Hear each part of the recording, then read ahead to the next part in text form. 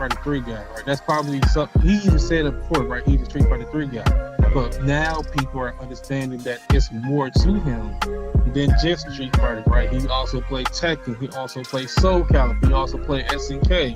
It is not just fighting games, right?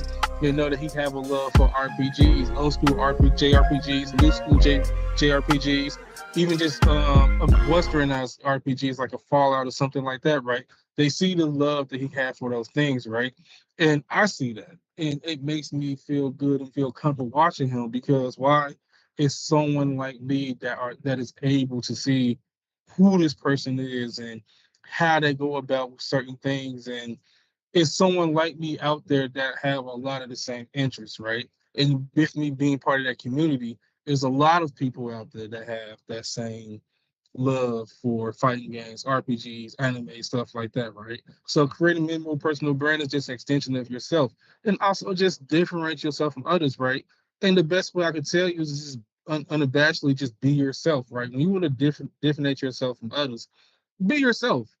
You are one of a kind, right? You are a one of a kind person. There's not another Elijah out there, right? There's not another Aramis out there like this, and not another, whoever.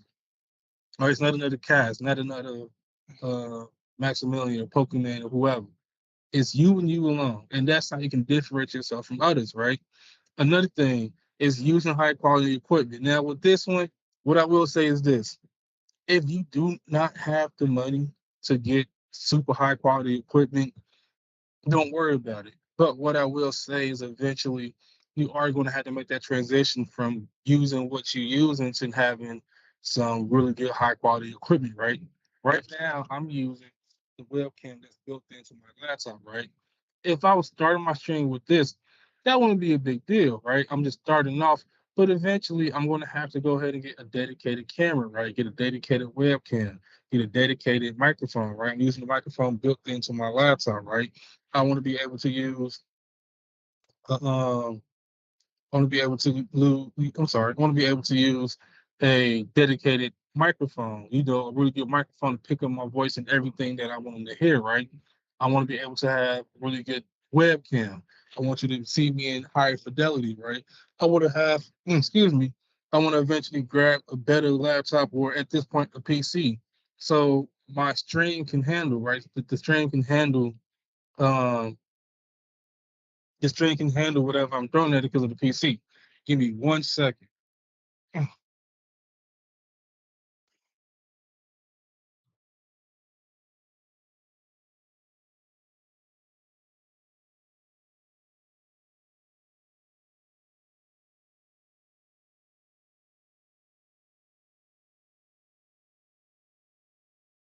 Sorry about that. So, what's your name? How you doing? How you doing? My name is Aramis. This is the streaming class, and right now we're just going over some things from the past. So this is actually perfect. Give me 1 second.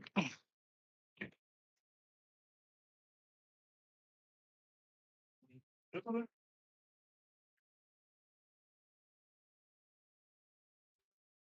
me 1 second, Elijah. I'm just trying to. Okay.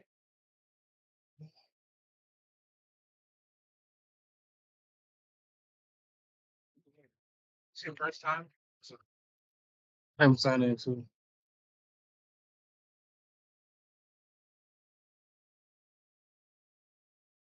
Sign in. Not worry about it. I just get let's just give it a few more minutes. I'm gonna let Anthony here. He's in here in person. Let him sign in and have him get his laptop, and then we're gonna just kind of, like I said, just pick up where we left off. This I'm about to. But you have one more. Nothing else is supposed to be. So get there with the class one.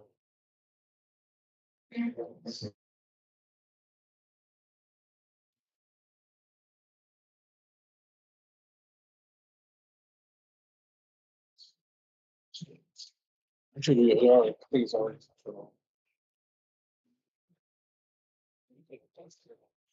I don't know why you do. You want to say switch.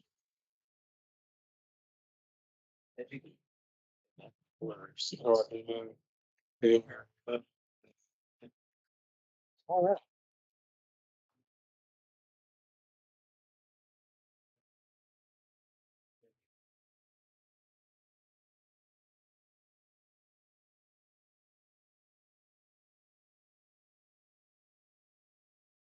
All right.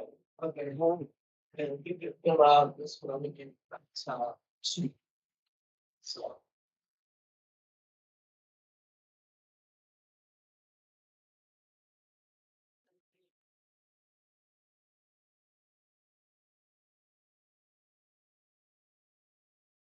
Your name, time, how many between.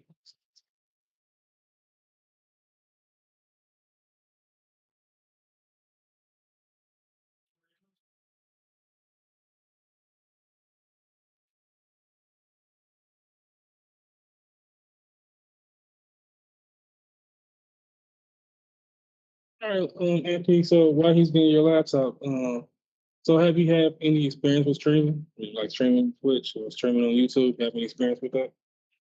It's what's your experience? What have you done? For like 7 years, far as I know it, I wasn't to okay.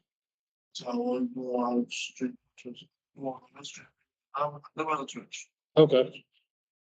And I got twice the total. Okay. So this is streaming class. So this is streaming class. I'm your instructor. My name is Aramis.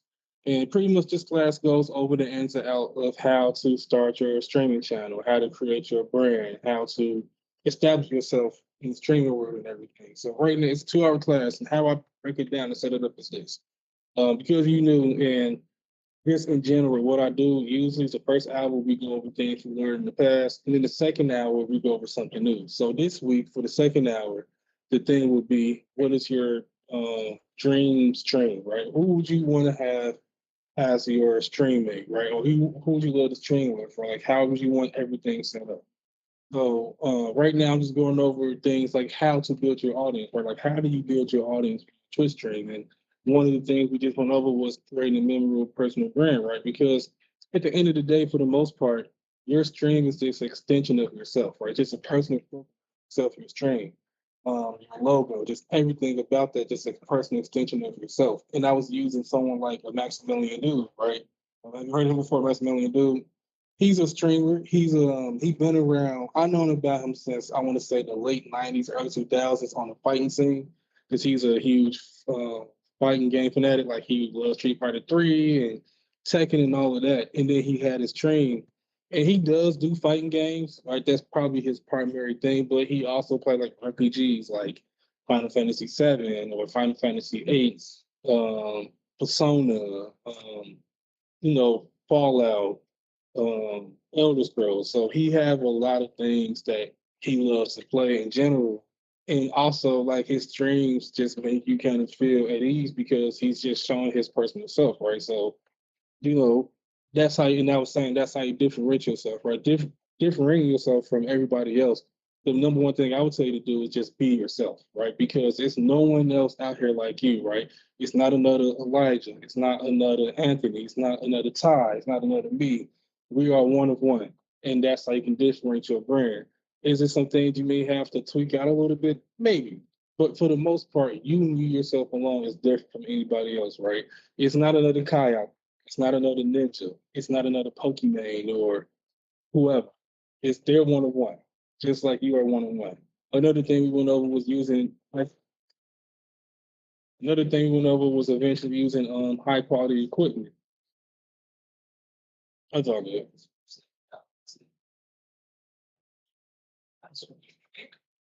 One, two, three, see, see, see, it's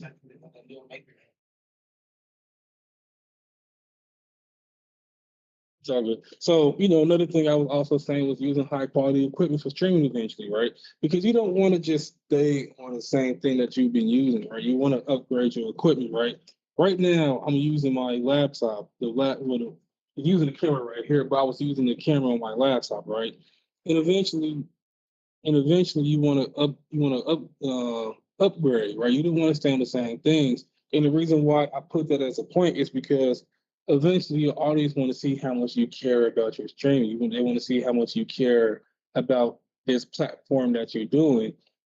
And one of the ways that you learn is by just you show that off is you showing that you're buying new equipment, right? You're updating the computer, you're updating you get a new standalone webcam, you get a standalone microphone, right? You're getting things that shows people that you care about this platform.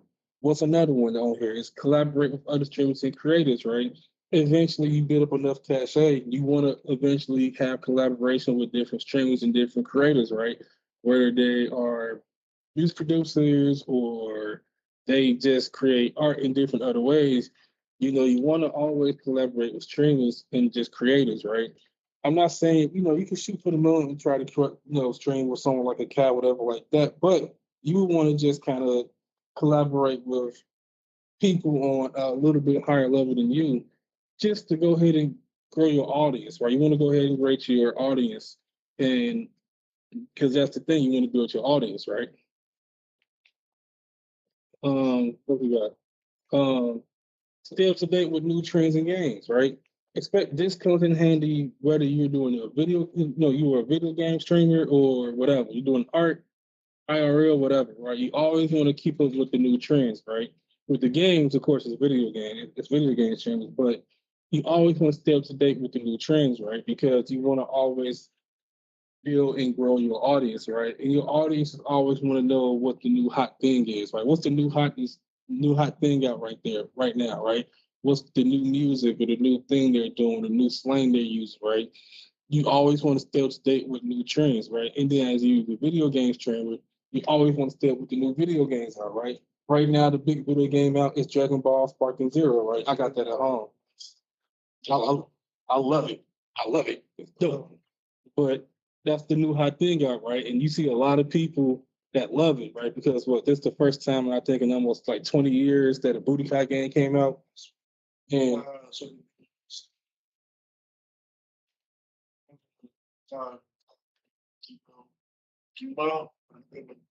yeah, because it's dope because they're bringing not only people from Dragon Ball, but from Dragon Ball Z, from Dragon Ball GT, Dragon Ball Super, all the movies.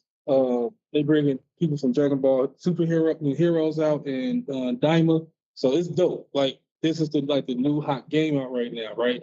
Pretty soon after this is going to be Call of Duty 4. That's going to be probably the next big game that come out. So you always want to just stay up to date with the new games and the new trends, right? One thing that I tell people to use is to use the Opera GX browser because the Opera GX browser have a built-in game calendar. It lets you know what game come out, when it come out, on what platform, all of that, right? That would help you stay up to date with the games that's coming on. And another thing is being consistent with your streaming schedule, right? You said, Anthony, that you were streaming at least 3 days a week. So I'm guessing it was like Monday, Wednesday, Friday, or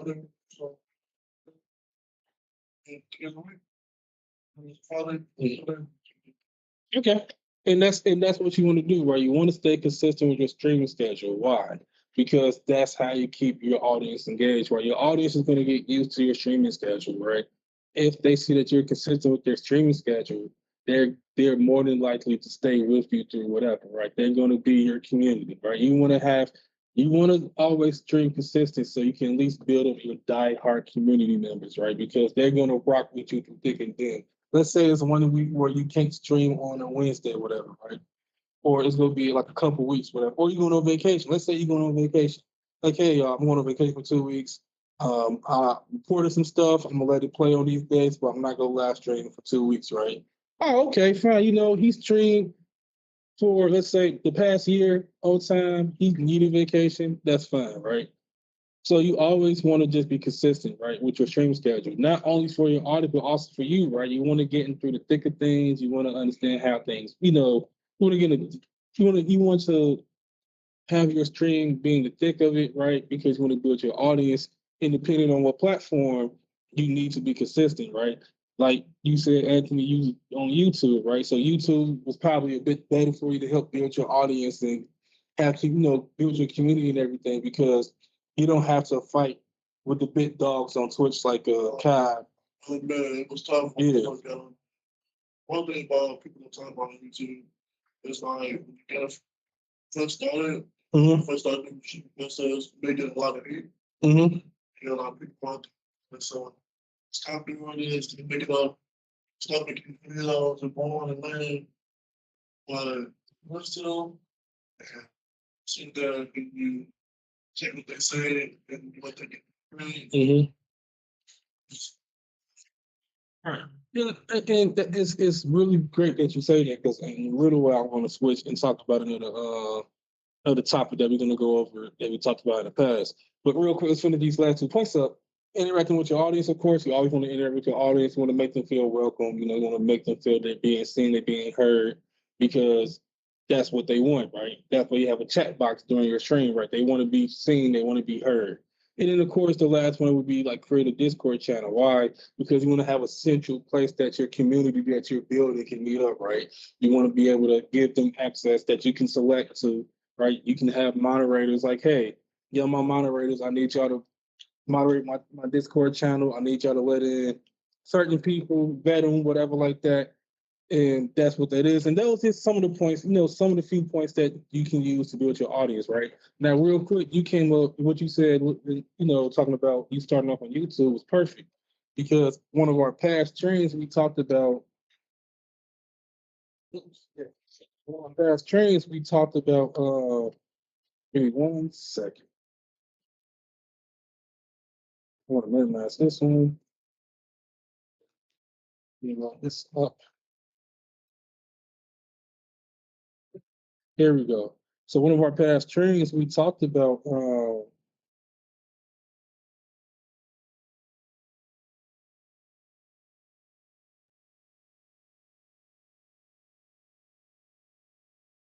one of our past trainings, we talked about streaming platforms and how there's a multitude of streaming platforms out there today, right? You have Twitch, you have YouTube, you have Kick, you have Facebook, you have Rumble. That one last one I'm probably going to erase.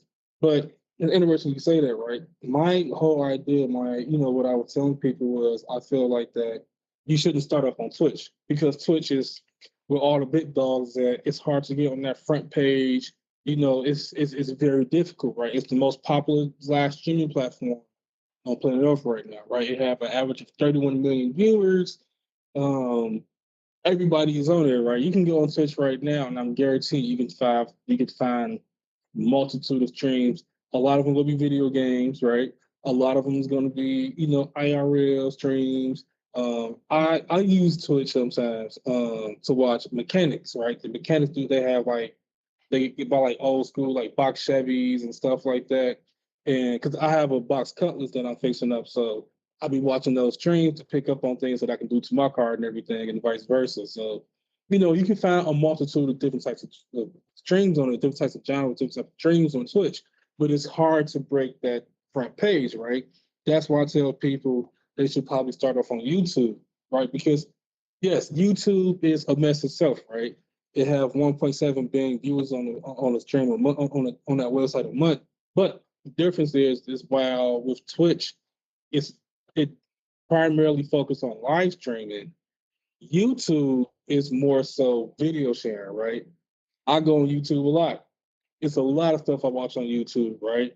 RDC World, Caleb and them, you know what I'm saying, like skits.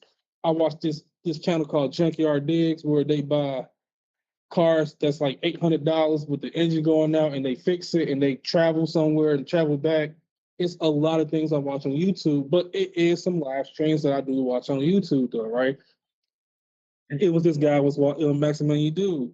The rare chance he do stream on YouTube, I watch it, right? He mostly primarily streams on Twitch because he has community already, so he can do that. But the few times that he do stream on YouTube, I watch it, right? I think starting off on YouTube would be better, and then you move to someone like Twitch, right? You move to Twitch, right? Because the split is probably going to be eventually be better on Twitch, right?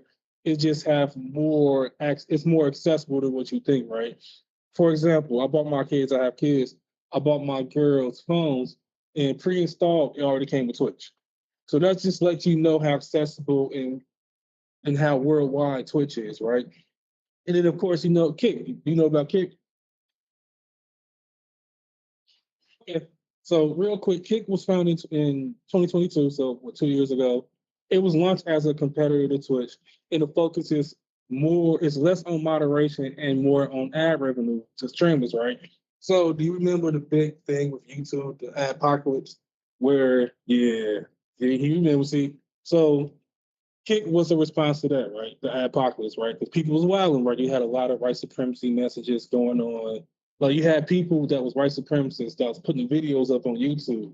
But right before the video start, it would be like a Budweiser commercial or whatever. And they don't want to be, associated with white supremacy or racist or sexist things, whatever like that, right?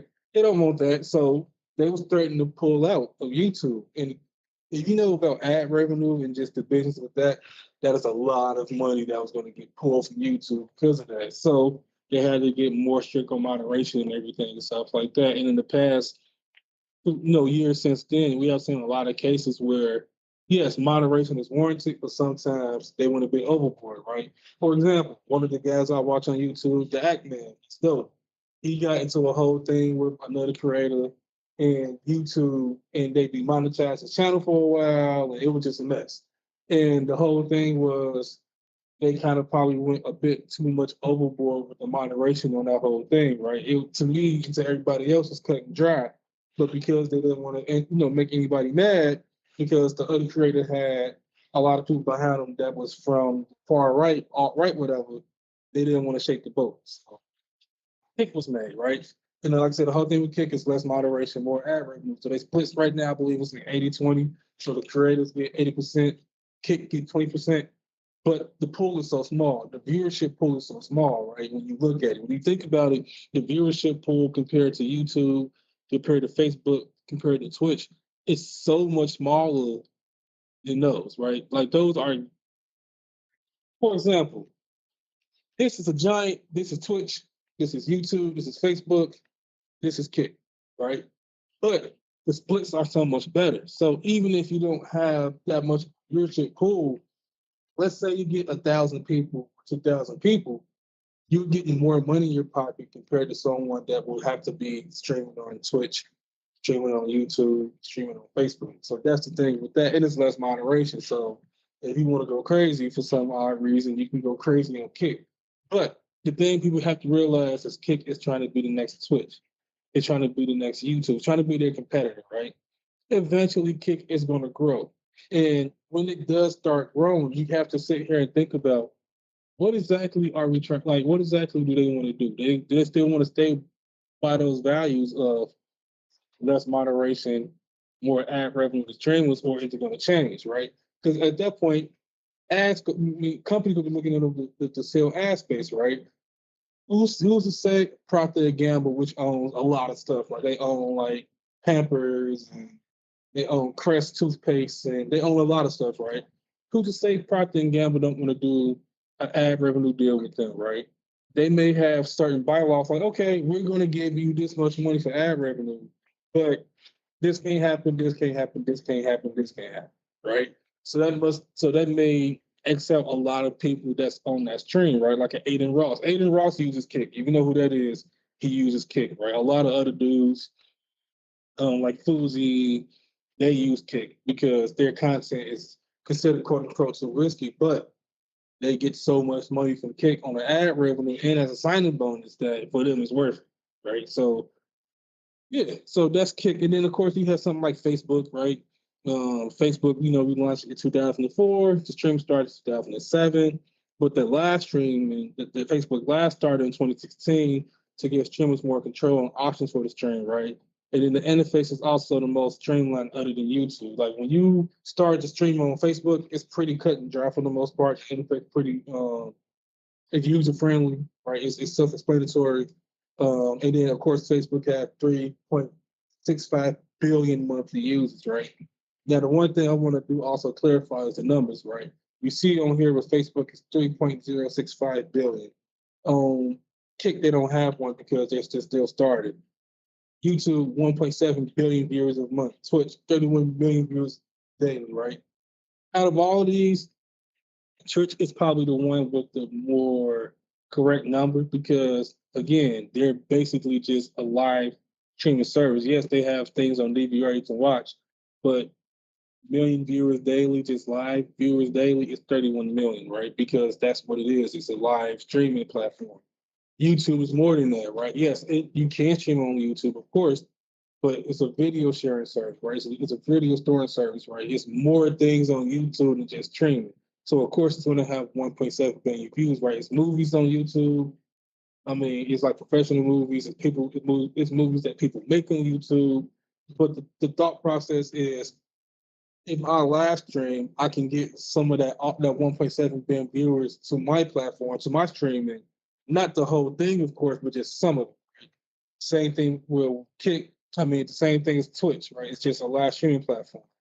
Facebook, we know Facebook is what? A social media platform. So we know off top with Facebook, um, yeah, they're gonna have 3 billion people on there, but it's that three. It's you just want to get some of that 3 billion people to watch your stream. So that's the thing with that. And their splits is pretty reasonable, but it will be also just hard to stream on Twitch just because you have to break through that social media barrier first, right? Well, yeah, we know it's like different types of streaming, right? It's gaming, it's IRL, it's show, it's arts, right?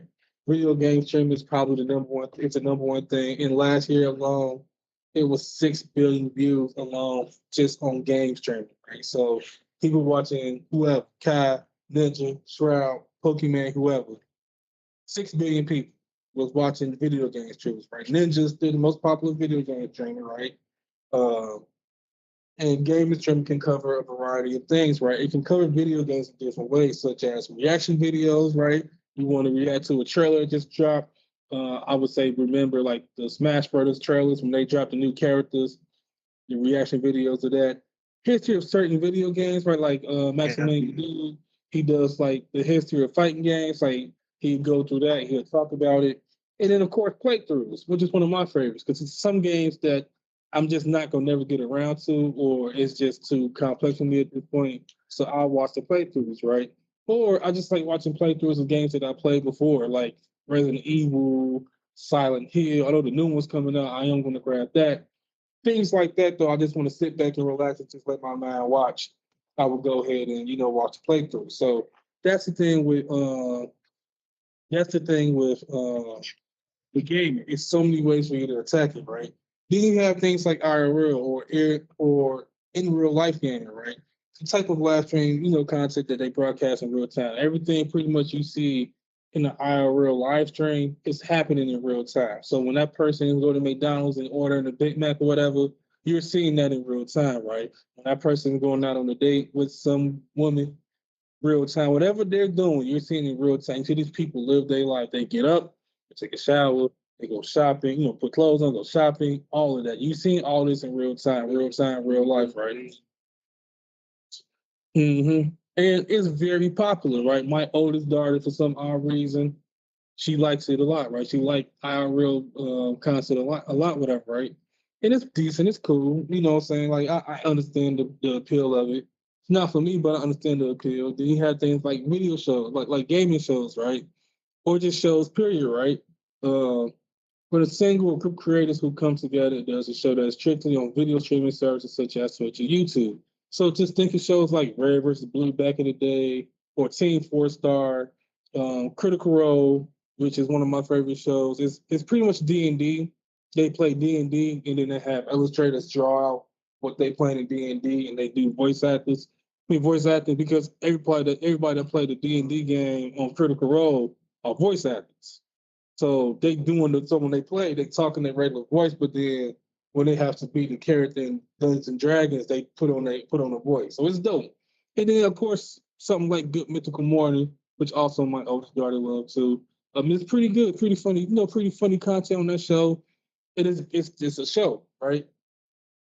Then not the end of the slideshow, but then you have something like Caleb City, like RDC, like all of them, right? You have them.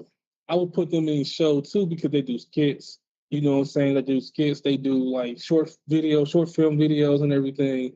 And it is entertainment. It's content. It's entertainment. It's funny, and that's something that you can do too. Now you probably couldn't stream that live like they can, like these shows can. They can stream not Critical Role or Team Four Star versus Blue. Good Morning, they can stream live, but still, that is still content that you could do. That you could stream on Twitch, you could stream on YouTube, whatever, right? So let me go ahead and just exit this slideshow. And let's get back to this one. Audience and everything like that, right? So you build your audience. I'll play this video real quick. It's just a short video about building your audience, what to do, what not to do. It's 16 minutes. You a second.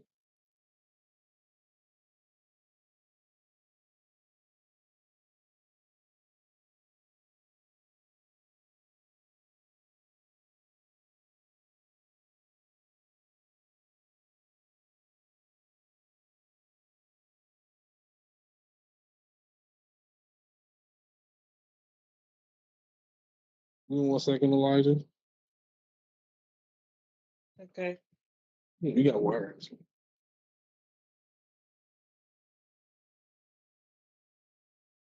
Yeah, I got you. It's in the refrigerator.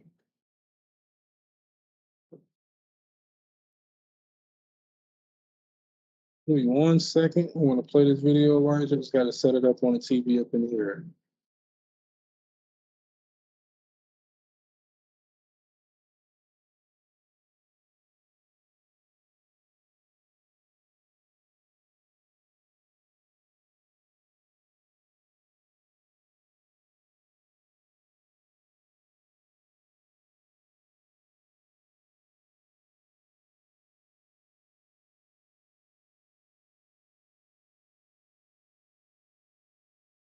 This video will help you.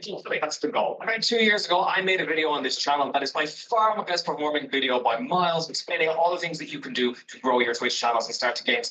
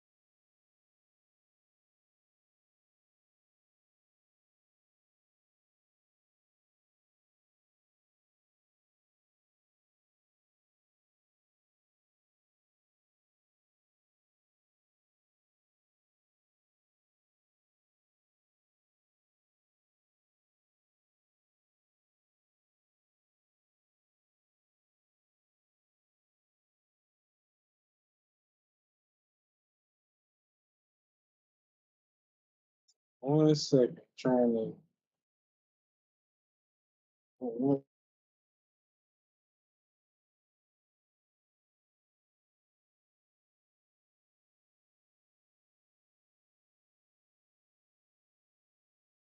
All right. So let's talk about that real quick, right? Let's talk about what he was talking about real quick. Because he was saying a lot of stuff that I do agree with, right? He was saying like, hey, it's no shortcuts to Twitch. It's not going to be easy, right? It's not going to be something that's overnight. That's true, right? Another thing that I did agree with what he was saying was content, making content more for multiple platforms, right? Because it's smart. It's right. He's right. When you create for Twitch, YouTube, whatever your main platform is, you should always thinking about exposing yourself, to different platforms, right? You can make YouTube shorts. You can make shorts and you can put them on YouTube shorts, TikTok, Instagram Reel, Facebook Reels, whatever, right? X, Twitter.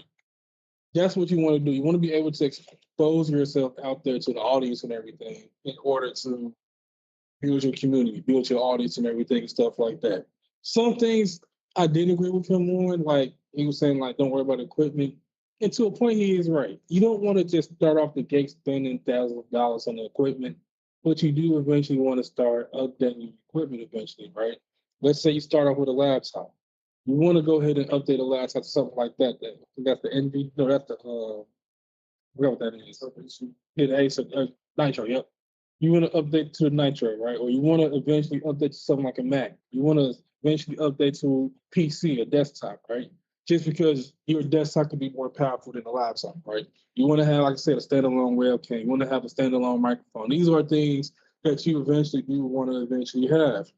Now let's look at, real quick. We'll go over a few things real quick before we move on to our next subject. But the unique route of building community, right? You want to build a community, you want to work the crowd, you want to keep it fresh, you want to learn from the best, and you got to understand that it's going to take time to build your audience and setting tags, right? And what he was saying was right. When you start your stream on Twitch, and I'm pretty sure the same thing on Facebook, not Facebook, YouTube, you want to have different tags to be like, hey, single player or story time or this, that, and the third or whoever, just so you can attract people to just check your stream. Because sometimes they may be like, oh, that's not what this is, but I like it though. I like the stream though. So these are things that you just want to keep in mind when building your audience, right? I feel like tags, understand a lot of the video. I knew how to basically we got almost live straight video looking at you still remember when the first days and put it out there. I did many times. I got like 20 minutes, but I was like, Yeah, like, and that's dope, right? And that's dope, right? You got 20 views just based on your tags, right? People seeing them tags and they're staying, right? Yeah, it may not be quote unquote what's advertised in your tags, but they like what they sing and they stay watch it, right? Because it don't matter if it's one viewer, 20 viewers, 100 viewers, 1,000, whatever. That is a great accomplishment. You have people watching your stream, they're interested, right? And these are just more ways for you to grow your audience, right? To find your niche. Like what is your niche, right? Like the dude that talking to baby voice, it's another guy.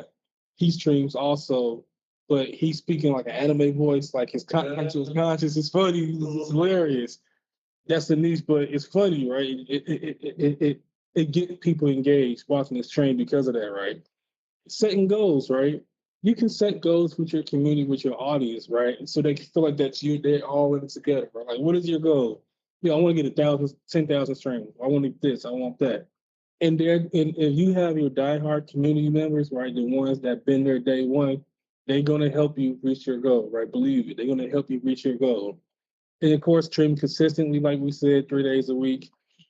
You know, be I feel like a lot of people they not get you you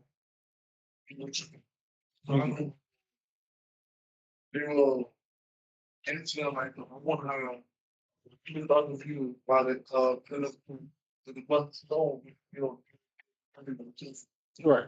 next time Yeah, that's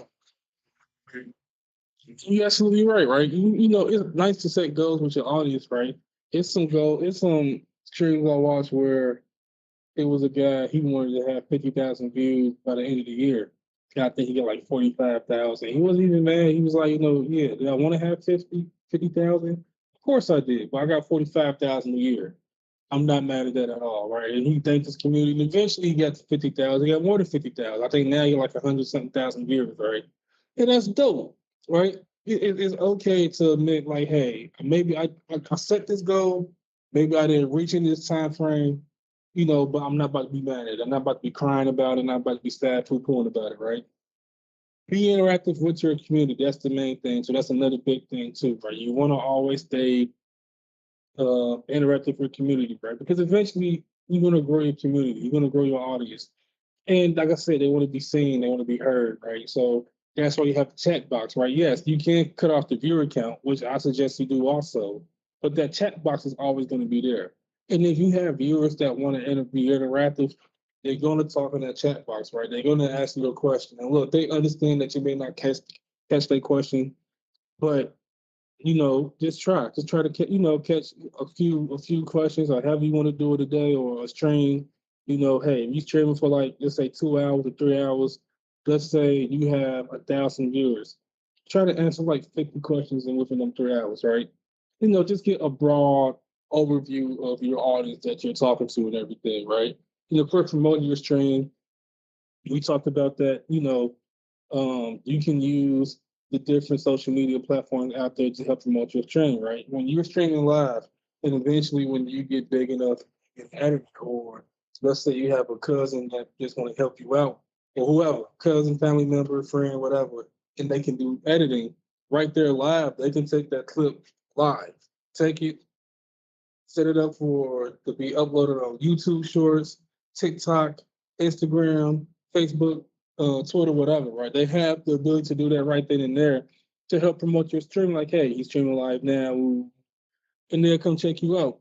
And once you do get big enough to have 10,000 straight viewers or whoever, host other streamers, right? What's up?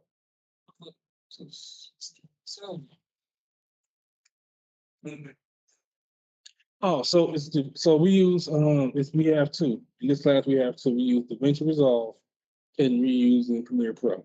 Because DaVinci Resolve is free. You can download that free at home and everything to help edit.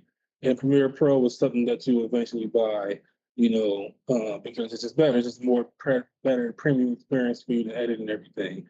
So those are the two platforms that we teach in this class, right? And also CapCut too. Because just because with CapCut, you can do it on your tablet, grab it on your tablet. You can do it on your desktop too, and interface is more streamlined, right? It doesn't. It's not so much heavy on your hardware like Premiere Pro or DaVinci Resolve would be, right? So it's more optimized for quick and easy use. So those are the three platforms that we use. If you use Mac, it will be Final Cut Pro. That's that's that's the big one. That's the nice one. But yeah, so you can do all of that live, right? You have your editing team and everything. They can do they good. They can do that stuff live, right? But also hosting other streamers, right? Because that shows that you want to give back to the people that helped you out, right? Maybe you hosting a stream of one of your audience members, right? Maybe you're hosting a stream of someone that's up and coming, right? You do that though to just show your audience goodwill, like, hey, I'm doing it to give back because someone did this for me, and I want to do this for other people to help them, right? Because it's a journey, right? It's a process, it's a journey, and they need all the help they can get, and vice versa, whatever, right? It builds goodwill with your audience, right? Building goodwill with your audience will always work out in your favor, right? And then like attending meetups, right? Just attending meetups. Maybe your audience, your community set up a meetup, a live meetup with, you know, other people in the community and you're coming through, or maybe you go into something like Dream World, maybe you go into a TwitchCon, maybe you're doing something like that that you can interact with. So, you know, those are just things to grow your audience, right? And also hosting giveaways, a la Mr. Beast, right? Even though he's in some trouble right now, that's another thing that will always bring people to your stream, Mr. Beast, because all that stuff going on with his channel. But, you know, oh, I'm trying to figure out how to say this. he has been hiring people that mess with people that's younger. Yes. Wow. Yeah. So he's in some mess right now. But also his giveaways is looking like was fake, and he may be getting sued by the SEC. But still, hosting giveaways still, right? You know, not even just Mr. Beast. You have other people that host giveaways too. It may not be like iPhones or something like that, but it may be like exactly, right? That's always going to bring good with your audience and with your community, right? Because people like free things, people like winning things. So hosting giveaways will always be a huge thing. People. Uh-huh. Uh-huh. And you did a video. It's fine. They doing it in public, person. What's it in public? What he did, went to the public, gave out all the feature cards, watch the videos, handing those and yeah. All right. Okay. You know, we're not gonna talk about that right now. So, that was just, that's just some of the things that I wanted to talk about and go over. So now let's talk about your dreams train, right? So it's the second hour. So let's go over your dreams train. So Elijah, you can go first. Who would be your dreams train? Like, who would you want to train with? How would you want this train to go? Like, what is your dreams train? Elijah? I'm still here. Yeah, so who would be your dreams train, Elijah? Like, who would be your dreams train? And Elijah, this is Anthony. Anthony, this is Elijah. He do come in sometimes. He do come in. Right now, he just at home, so he's doing it from home just for the day. But Elijah, who would be your dreams train? For my dream stream, I think it will be, in my opinion, I'm going to have to say that if it's got to be someone, it's got to be the Stokes twins. If the I mean, they Okay. created lots of fun content, including challenges, including overnight, 24 hours. You said the Stoke twins? I Yeah, see it right here. They pop right up. Let's watch some of their content. We gonna watch some of their. Oh, Okay. I'm looking at some of their content right now on YouTube.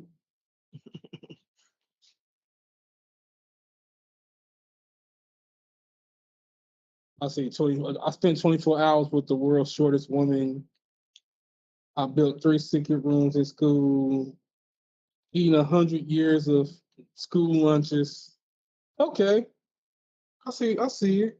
Okay, I'm gonna play a little bit. I see a video I'm gonna play.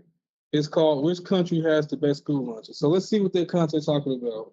And then once we never watch the whole thing, but once we're done watching it, I want you to explain. Um, I want you to explain like why you choose to train with them.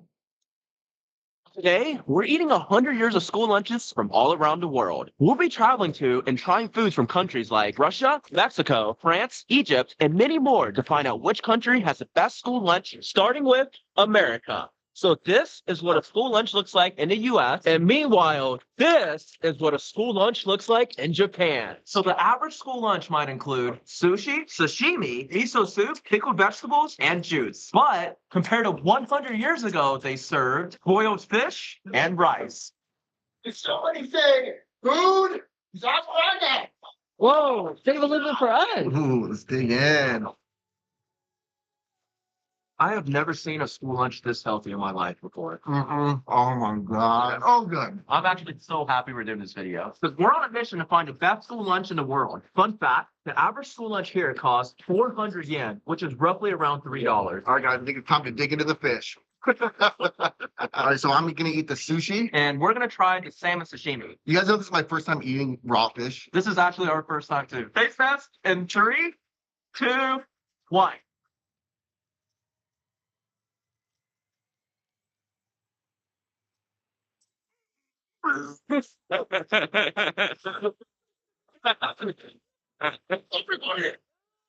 Okay, I've really tried, but I can't eat anything cold. We love Japanese food, but just not when it's raw.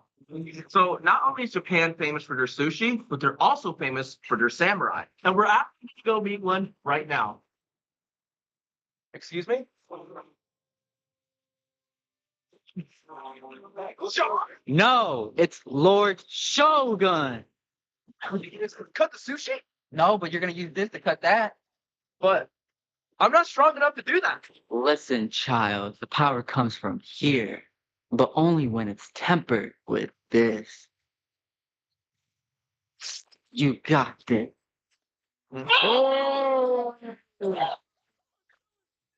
Sword cutting aside, what are we ranking Japan's school lunches? B. We're definitely gonna find some countries with better food. Next country. De nacimiento, el aguardiente. So we're in Mexico now, and a typical school lunch here is chips and guac, tacos, and enchiladas. An average school lunch costs 20 pesos, which is roughly $1. Let's try it out. Ooh. Oh my god. And I'm gonna wash it all down with a spicy cacao beverage. Oh, has an extra kick to it. In case you guys are wondering why there's a mariachi band behind us, that's because it's Tanner's birthday. And we need to celebrate.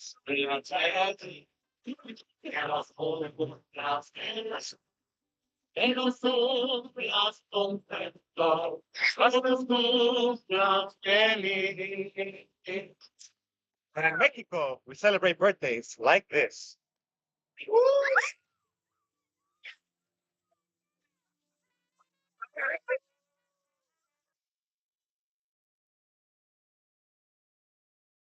So I see their content. I see why you would like their content. You know, I get it. They are very, what's the word I'm looking for? Exaggerate? No, I ain't gonna say that. But I see. Oh, I can see why you would like them though. So, what would be your dream stream? What would it consist of, Elijah? Like, how would you set it up? Because remember, this is your dream stream. So, how would you set it up?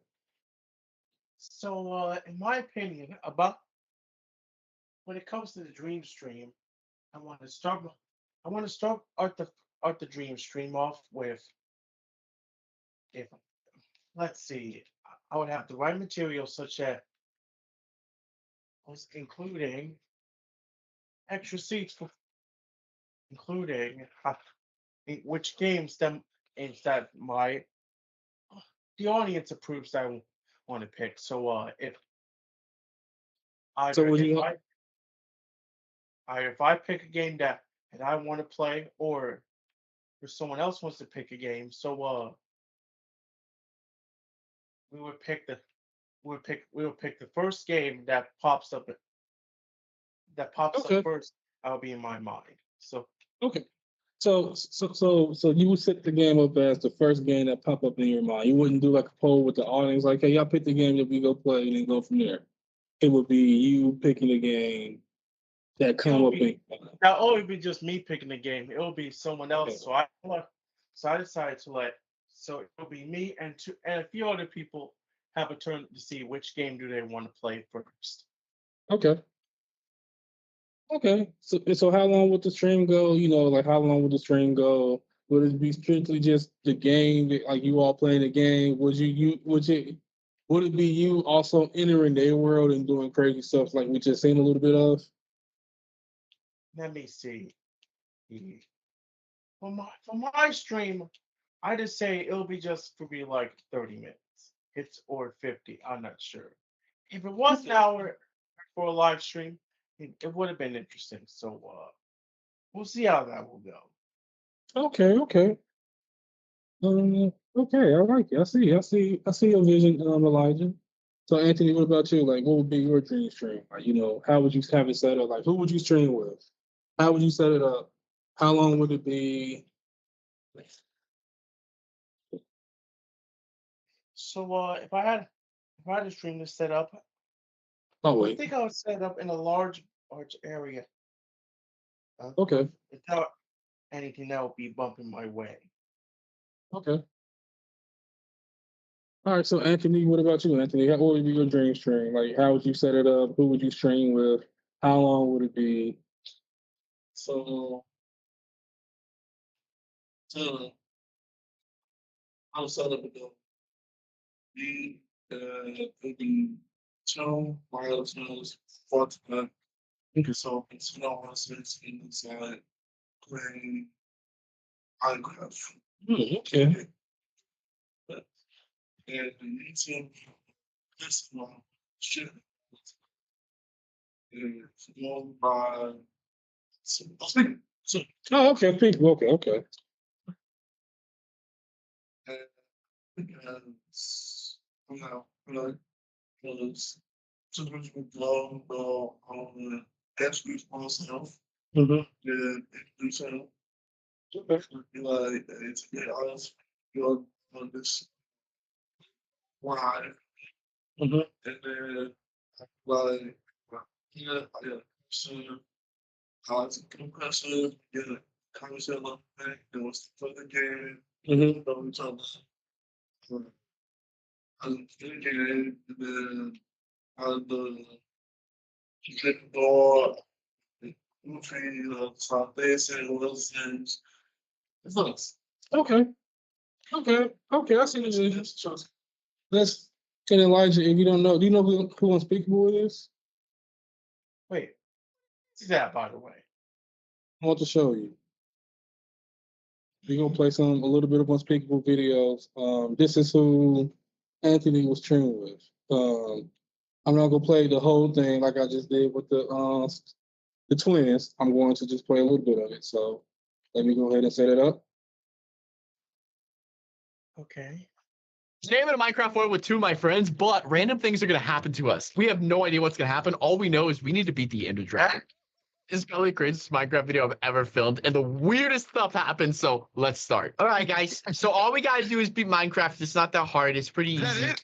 All right, Okay. But we got to work together, all right? Oh, are we working together? Yeah, so I agree. what do we do first? We get some food, we get some wood, we get some ores, and then we find that dragon. I want diamonds. Ores are not random. Whoa. So coal could literally be like diamonds, maybe? No way. Oh, wait, I see some coal over there. Redstone could be kind of like diamonds. Oh, I only found copper. That's about it. Yo, I mined coal and I got iron. What? Really? Oh, let me try to mine this coal I'm then. getting So emeralds. is that right?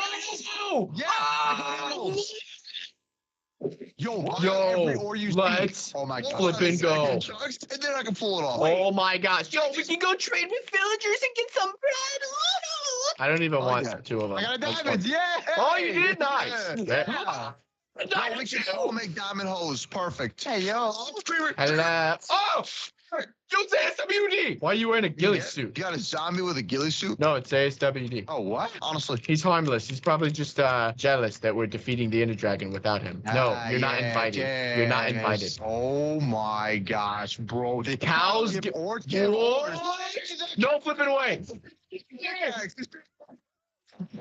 You guys see any cows? I don't. Dude, oh my god, four good cows. I see the cows. I see the cows. I see the cows. Did they drop anything? Oh, look at this cow. This is an iron cow. Oakwood cow? Maybe we need a pickaxe to get it. Nope, never What mind. the heck? Okay, guys. So wait, the cow thing isn't working, right? But Yes. you know how you milk cows? What if we have to milk Oh, it? you want me to? What milk if we a have? cow? Yeah. Smelt this No, iron, like- boy. What if you give them all your cobblestone? I'm trying to. Just take it. Oh wait, what? What did you get? You just have eat to it? I don't know. I just ate You it. just ate it. And I Oh, got wait. cobblestone. Oh, wait, what? Wait, what? 31 stone? Oh, No, snap. yeah. What if I give one of these guys a diamond? Yeah. Hello, sir. Wait. Would you like a diamond? No, Diamond? You don't care about the diamond? Diamond mixed with fire. They're really hard to work. Wait. What about a block? Wait, guys, give me all your diamonds. Here you go. There's diamonds. That's all I got. I'm not trying to steal from you, I promise. Okay, we do have enough. So if here, I sorry. make a block, then what if I give him a block? You You want it? expensive, boy. You want the whole thing, don't you? Oh, Oh, go. wait, it's a diamond cow now. Snap. Everybody got a bucket. Throw on him. There you go. Oh. I got diamonds. Oh, did you do it? Click the grass block right here. Look at. There you go. Oh, how many Yeah, give diamonds? me some How many diamonds do you have? I have a stack in 26. You have a stack of diamonds? Go for it right now. Wait, so how did you do it? Did you just milk the cow? Take your bucket that's empty and then just like click Q. Here's Like my this. bucket. Oh, I got it. Oh, Diamonds. there you go. Ground now, click the. Oh! Lots of diamonds. Yo, wait, hold on. So you're telling me if I keep giving you my... Oh my gosh! Boys. This is ridiculous. Boys. What else do we need? What about Eyes of Ender? Eyes of Ender. How do we do that? Oh my gosh, I have stacks of diamonds, bro. We have too many diamonds What? now. Do we need diamond shovels? Is that like a thing? Is that what people do? What do you even do with this many diamonds, bro? I can't believe it right now. It's Black Friday and everything on the website. All right, see, and that was just a little bit of video of most people. That's who Anthony would want to do a stream with. And he seems very, very entertaining. Like him and his crew seem very entertaining. Now, for me, my dream stream honestly would be with Maximilian Dude. Right? I would probably play. It would be with Maximilian Dude. It would be with Diego, who is known as one of the best Street Fighter players ever. Diego. Um, he is known for Evo Moment 37. Trying to think. Just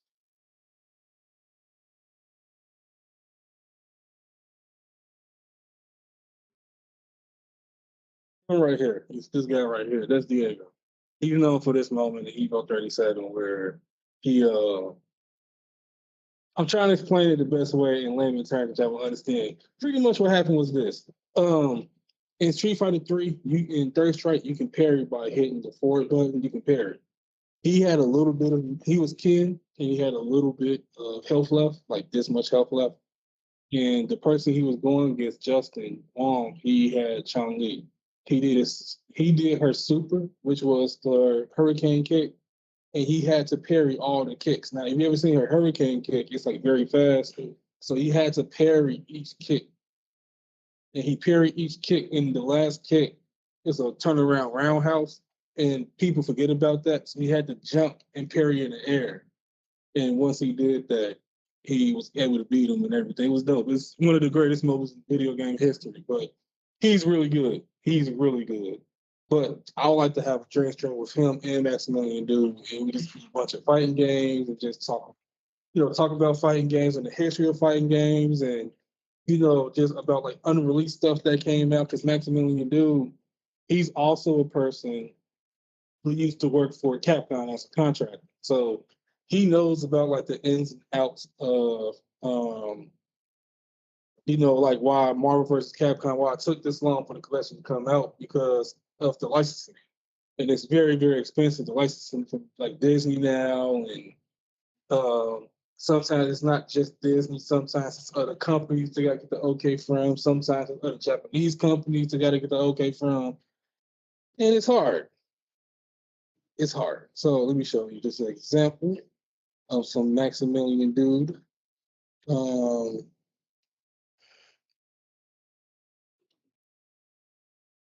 As a matter of fact, we'll do a reaction video. So let me I'm just gonna play a little bit of it. I'm not gonna play the whole thing. But this is the person that I would like to have a dream stream with.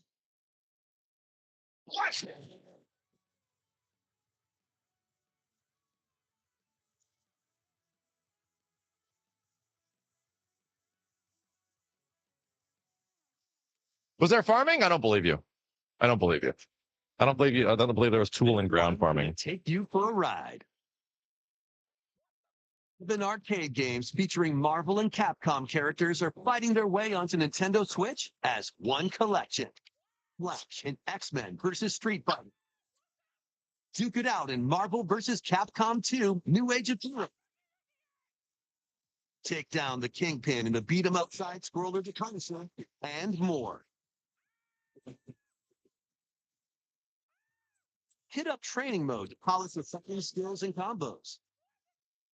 Set online mode to challenge rivals around the world. Or play co-op in The Punisher. You can also cross over to the museum to view artwork or listen to music from each game. I want to take back. Marvel vs. Capcom Fighting Collection Arcade Classics launches on Nintendo Switch this year. I got this. Yeah, I got this here. I got this. Yeah, I reacted the same way because I've been wanting to play Marvel vs. Capcom 1 and 2 also. 2 is great. I've been wanting to play Marvel vs. Capcom 1 for the longest, and it was kind of just impossible to get those games. So for them to get all of them, like even like the Marvel superheroes, X-Men versus Street Fighter, yeah, I was very, very excited. I was a very happy man. My wife almost seen a grown man crying. Almost. Almost. Cause man, like, cause I think the last time those games was available to buy, and this is why I'm like, side note real quick. This is why I'm really big into like buying physical copies because they can take that stuff down like that, and that's it. You can't get it no more. So you know what I'm saying. I'm always a big person, a big proponent in buying physical copies. I bought that digitally. I am gonna buy the physical copy when it come out next month. I'm just gonna put it up. Just gonna put it up. Yeah, well, I have digital copy now. I'm playing. I play that now when I go home. I play that. I got my stick. I got a custom. I got a custom stick. So I used to play like when I played Street Fighter back in the day. Like when I was like really into it, I had bought me a customized stick. I had got the metal plate in the back. I got the metal plate, at the bottom of it, so it could be heavy, so it won't move. I got Japa sticks, Japa button. But yeah, I went in.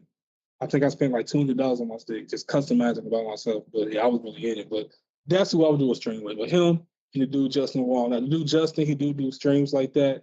But I just want to try to beat him. I'm not. I'm going to fail, but I can try my best for him.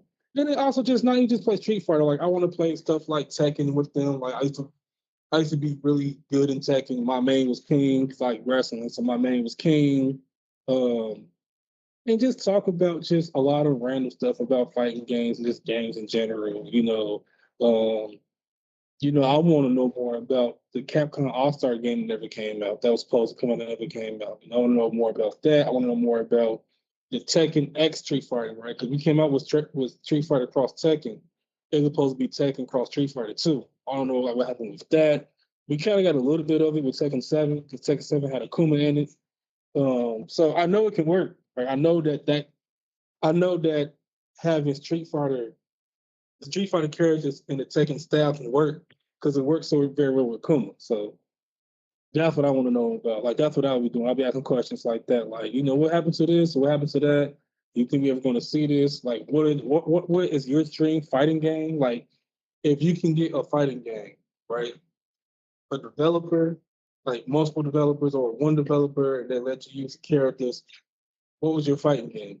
Like, what is your dream fighting game? Like, for me, it will probably be Street Fighter in the vein of Third Strike because it's more technical based. And then I'll be like, I want like technical characters in it. I want some more combat characters in it. What type of fighting game I want to do?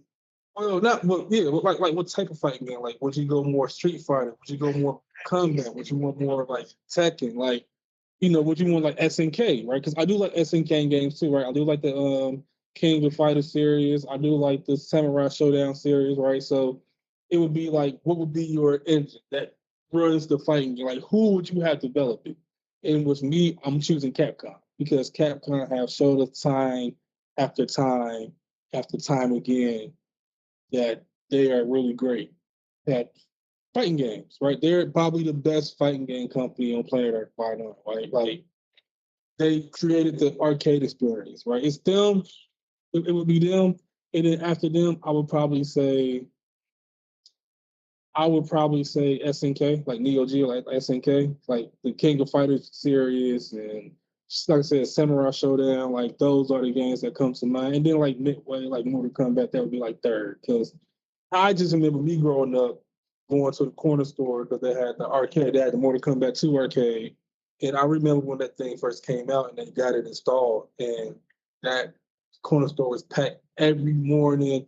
It was packed every afternoon I get out of school. I would go there, try to get a couple rounds in, it's just packed. So like I remember those days. Like but that was my dream stream. I would have it probably at home because I want to cook. Because I love to cook. I'll cook, so I love to cook. So I will have it in my house, or I will have like at a neutral location with a kitchen that's stocked with stuff so I can cook. Just during the stream, my stream probably be like 3 to 5 hours, right? Because I'm not just imagining myself, like us three, like me and Maximilian Dude and Diego. It would be us three, and it would be Maximilian Dude, his crew called Yo-Yo Games, the Yo-Yo Video Games. It would be them. It would be Diego and the couple of people that he rocked with on his train. It would be me and some of my closest friends that I know that love fighting games that feel the same way that I do. And I would just want to cook. Right? I would just want to cook some chicken wings and some smothered potatoes, something like that. Like I would really get down. Like that would be my dream stream, and it would be like I said, like a 3 to 5 hour stream, whatever, like that. Maybe it'd be multiple days. Like maybe it'd be over the course of the weekend. Maybe I don't stream that week, and I take that Friday, Saturday, Sunday just stream. It's fighting games, just shooting the breeze. But that would be my dream, right? That would be my dream of of my dream stream. But and that's what I want you all to understand. Like your dream stream, it's you. It's like what do you want? Like if you had one chance to have the perfect stream for you, your dream stream, what would it be? Like, who would you have? Like, I know you said Unbreakable Anthony, Elijah. I know you said the Stoke twins, but would it just be you by yourself? Would you invite people? Would you invite your friend? Like, yeah. A lot of people.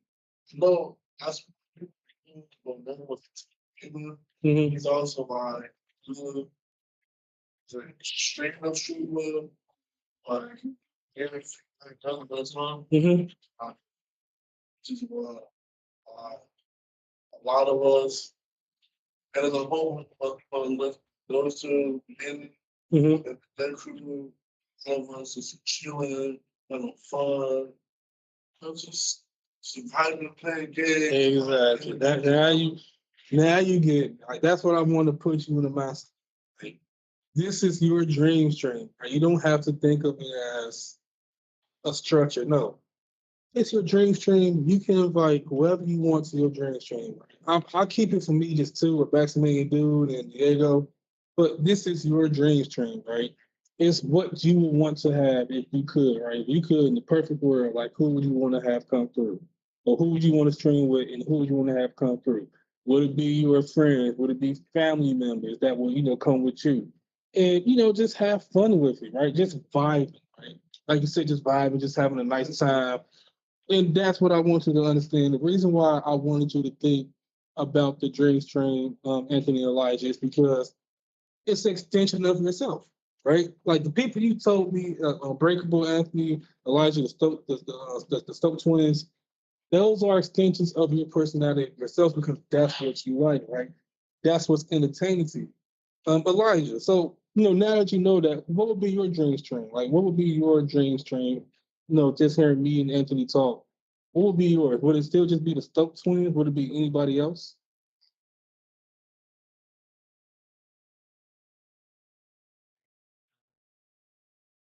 Elijah? Well, in my opinion, wait, about the questions I have for you. Mm-hmm.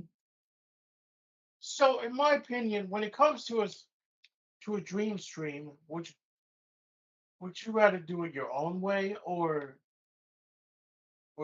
do it how everyone else is doing? So, in my opinion, I think you have to do it your own way and not trying to repeat the same process. So, if you repeat somebody else's process of a dream stream, it's not going to Mm-hmm. help you out so much. So, I'd say that you have to do it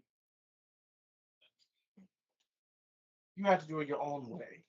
Okay. So you keep yours the same. You can keep yours the exact same how you explained it earlier. It would just be you and the Stroke twins. It'd be like 50 minutes to an hour of streaming, some questions. You would pick the video game that comes to mind. Like it would stay the same. That's my opinion. Okay, that's fine. That's fine. It's okay. Like your dream, like I said, this is your dream stream. I was just trying to explain to both of you, all of you that it's your dream stream, right? It would be just like what would be your dream car, right? What would be your dream car? What would be your dream day? Like my dream car for me is a Grand National. It's a 1987 Buick Grand National GXX, the GNX version. That would be my dream car, right? Like like that's all I'm saying. Like it's your dream. It's your dream stream. And you don't have to have it so I'm trying to think of the word, but so tight, for lack of a better words, right? Like so structured, right? It's just your dream, right? It's just remember, this is remember, this is still an extension of your personality, right? And when you set up your stream, you should set up your stream as such, an extension of your personality. Now, with Elijah Anthony, his idea of the stream that he wants to do, which I think is a very dope idea, is to have like a talk show, have like a talk show stream. But I mean, like you with a whole bunch of people who he talked to, kind of talking, not talking each other's ideas. A lot of people don't talk about this, but he said, like, when meetings, especially on YouTube, when people, a lot of people realize, oh, this one person came with all this stuff. They sit in the room, 6, 7 people, bouncing ideas off each other, making each other videos on stream. Like, so giving them ideas while giving new ideas. It's just a nice little, everybody is just, so, Just everybody just collaborating with each other, just each other coming together. right. Like, making the videos, the streams.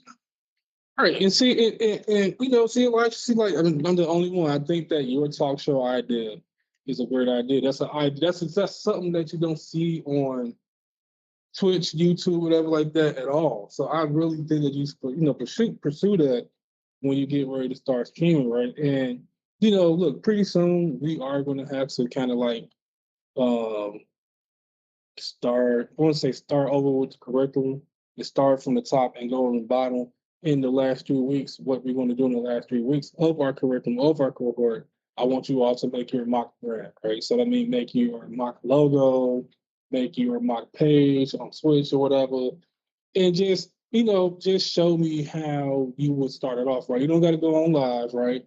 We can set up the ring camera right there. We have 2 of them. We can set the ring camera and we can do a closed test, right? We'll do a closed test within here of how you would stream. Like, how would you start your stream? How would you do? Like, you would have an hour, 30 minutes to an hour. I would have 30 minutes to an hour, whatever. And I just want to see you put everything together that we talk about in this class in the upcoming weeks, put it all together. So that's going to be the thing that's going to happen pretty soon.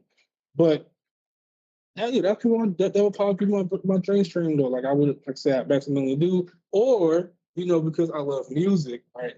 I love music. I love hip hop. I would have Kendrick Lamar, because he's my favorite artist right now. Eminem, he still is one of my favorite rappers, all the time.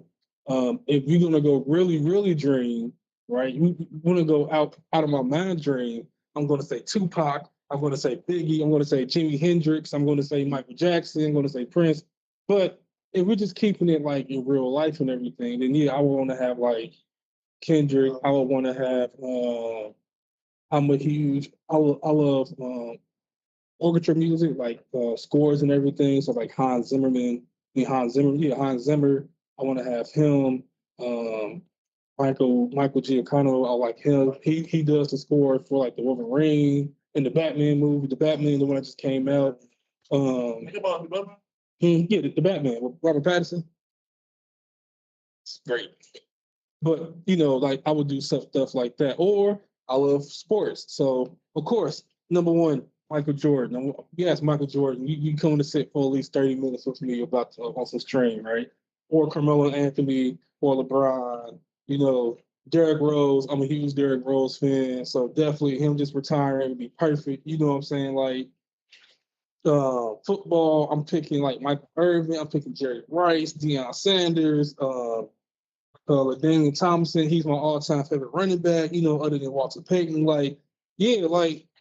Yeah, I would have. I'm talking about dream strings. I'm putting some stuff together. Like I'll put some things together. So, even anime, right? I mean, now Akira Toriyama. Anime? Yeah, like Akira Toriyama, he passed away. He'd be my number one. But it would be Akira Toriyama. It would be Watanabe, King Watanabe.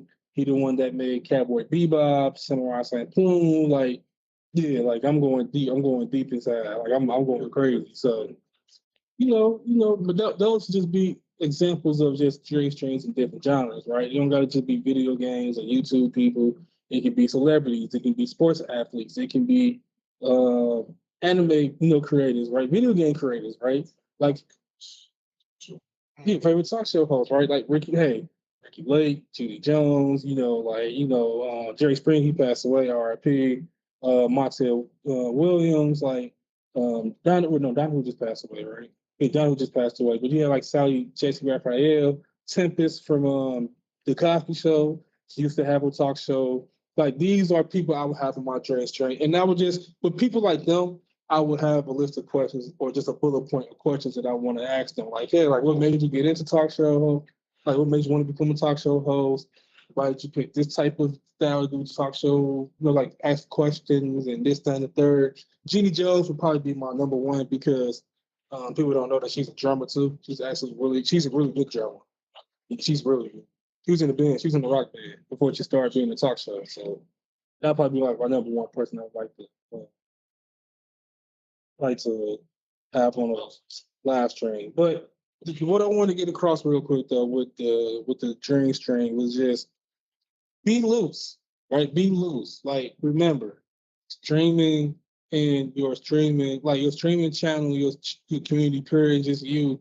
When you stream, would be yourself. It just be an extension of your personality, right? And that's all I want to get across, right? I see that Elijah, you like the stroke twins, so you would like more content, kind of pointed in that direction. You may like other content too, but that would be the content that you would like.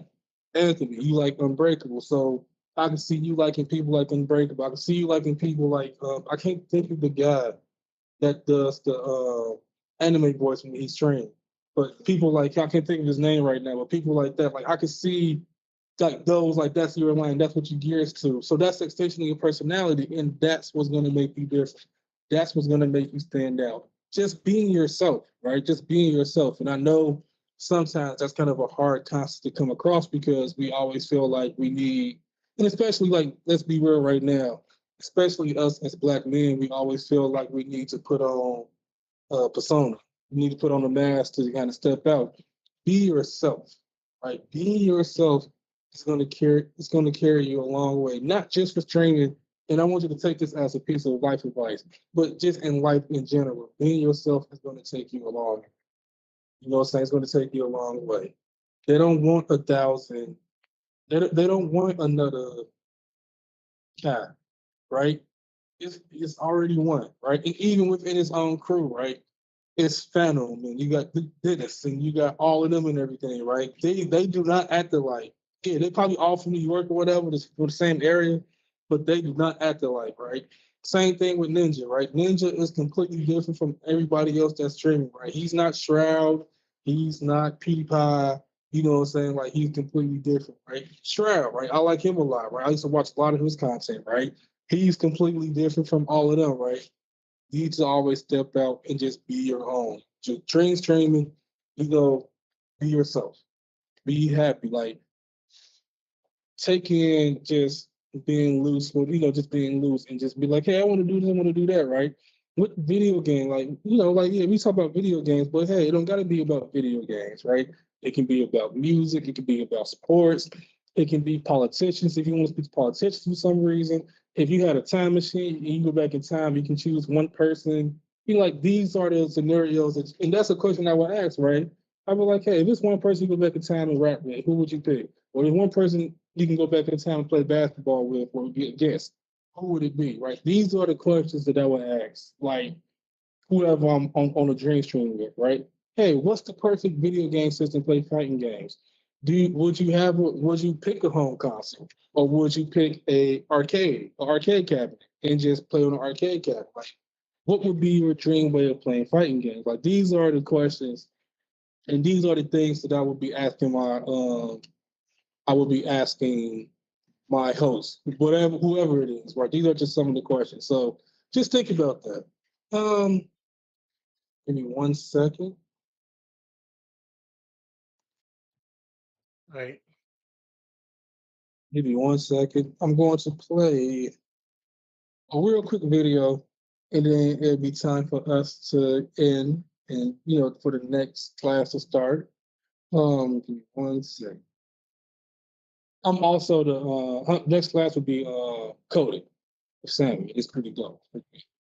Um, In my opinion, when it comes to coding, I no, well, for some reason, I believe if I thought for some reason I was gonna get excited, but for some reason, the coding class for me it's trying to come in the middle for me. You, if Top when it Yes. when it So comes after, under me. yeah, so after this class, it would be coding. Coding. Yeah, it'd be another instructor. His name is Sammy. He's dope. We use Python. It's the easiest way to get into coding and everything and stuff like that. With coding, it's not, well, I can't really speak on it. I'm not the coding instructor, but it's a really dope class. It's really dope. It's really good. It's really, really good. Really good class. I'm just trying to find this. Yeah, so I think that's the only class. Don't quote me, but I think after my class is 2 hours, and then in coding class, I think that's it. I think that's it. And then we come back Monday. I'm also the intro music production instructor also. So if you come on Mondays, maybe you come Monday, Wednesday, Friday, or it's a Tuesday, Thursday, Friday, I'm the music instructor also. That's on Monday. So I teach real quick, but I teach music production in FL Studio.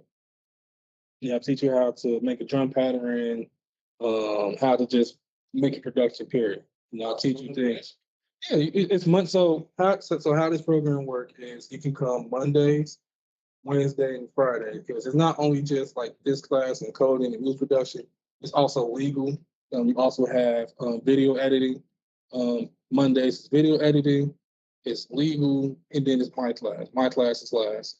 And then on Wednesdays, I forgot what it is on Wednesdays and Thursdays, but I know one of the classes is a video game. It's video game streaming. So you all play video games and they teach you how to do it on stream. I think the game of choice to be playing right now is Rocket League.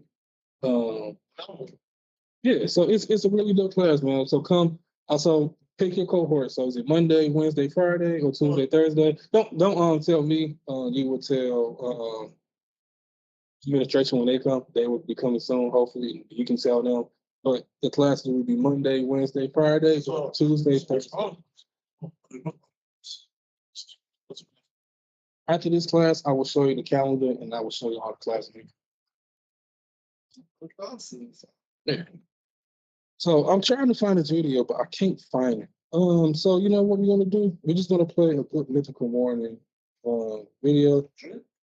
Good mythical morning. We're gonna play a good mythical morning video real quick, and just for like a couple minutes, and then we're gonna wrap up. And what I just want to show is this is the show genre, all right? Streaming, right? Now they do live stream too, right? The show genre they do live stream, and they have things on DVR so you can go back and watch it, But I just want to play just a little bit of this one. It's really funny, and it just shows the different types of streaming that you can. Okay. Yeah, get a warrior.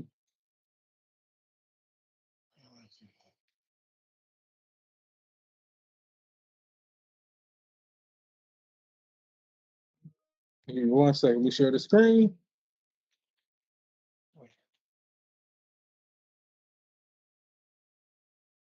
Birthday. Let's talk about that.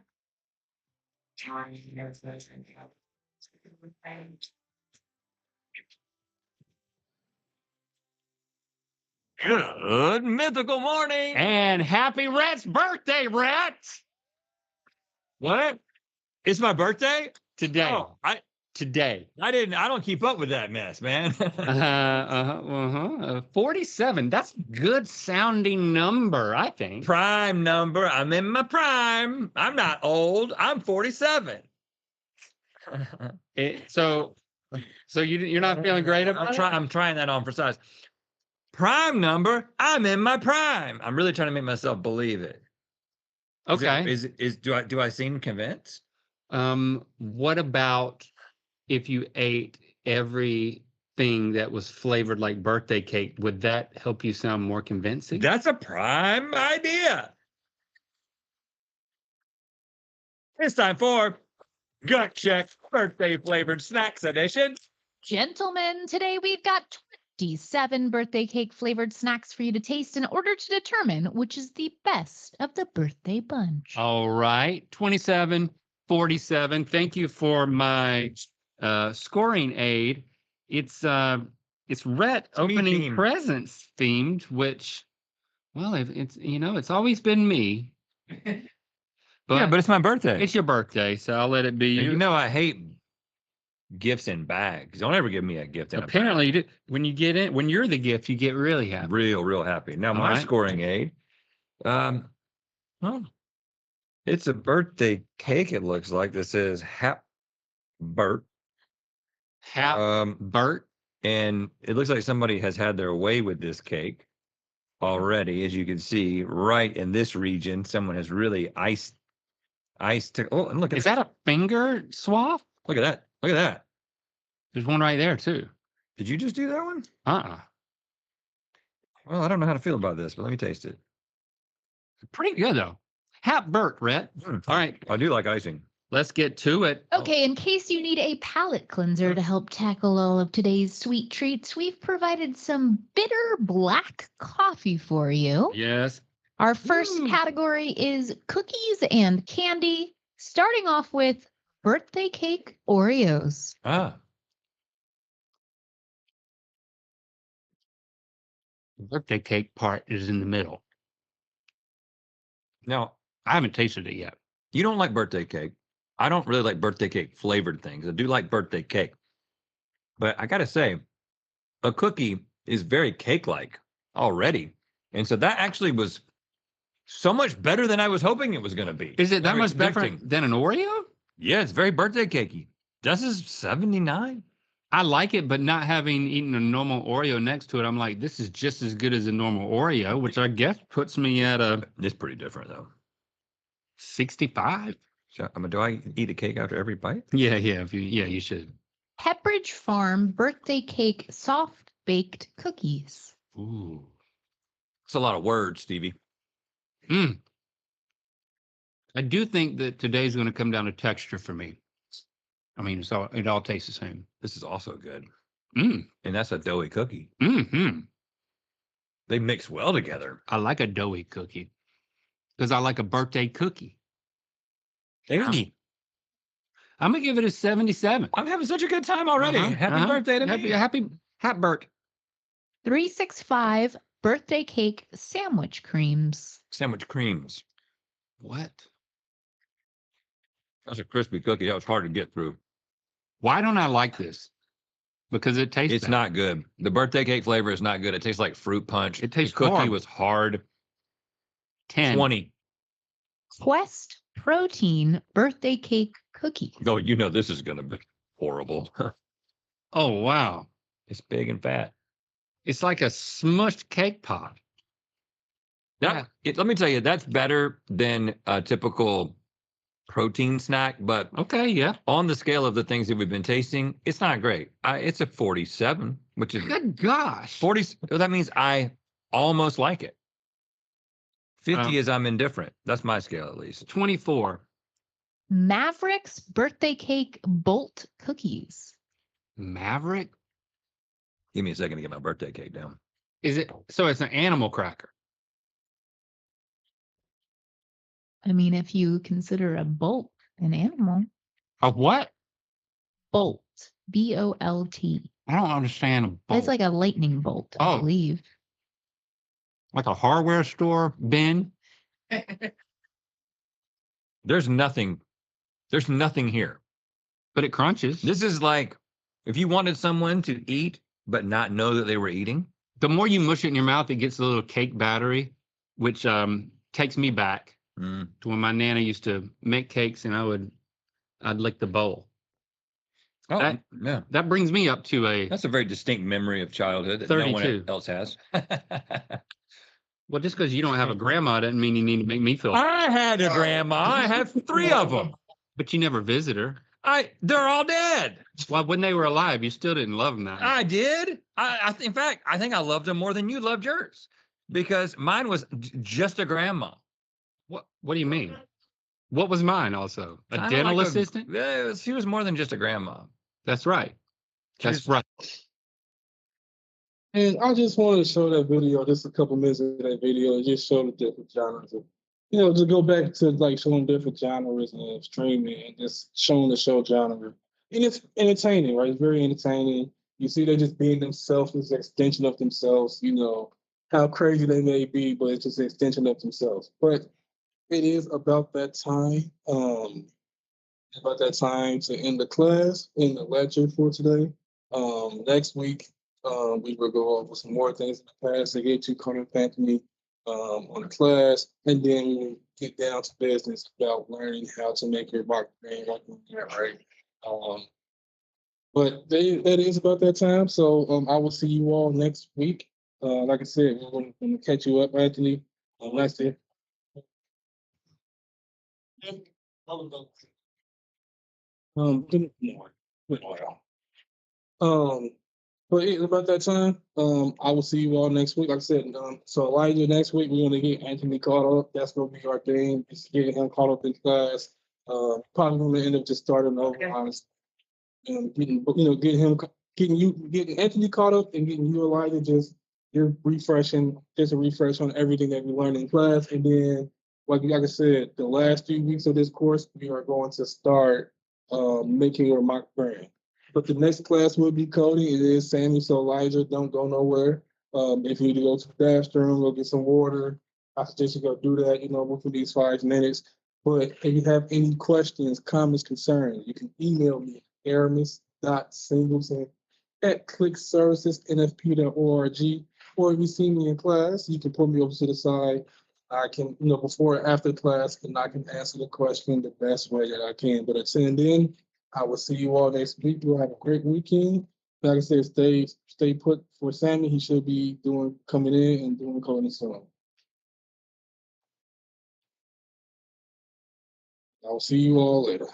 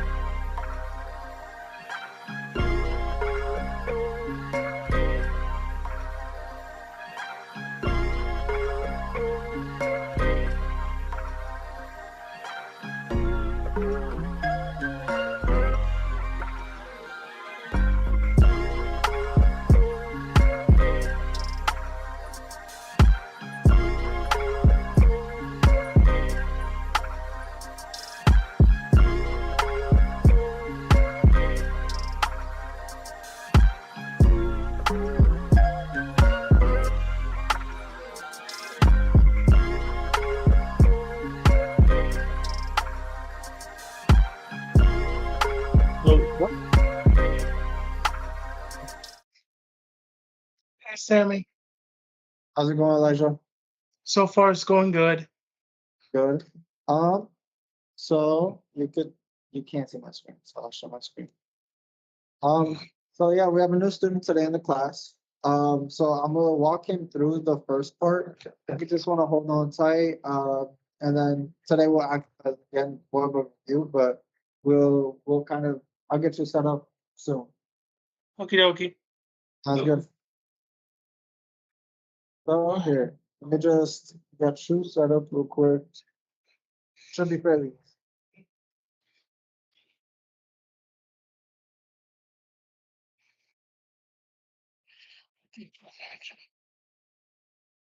Go ahead and choose your theme. Normally, I would suggest going the darker theme. The light theme is great. So then also more things that you could get later on, like the games. Usually if you're doing with that one, I would say the next one. It depends on doing it though.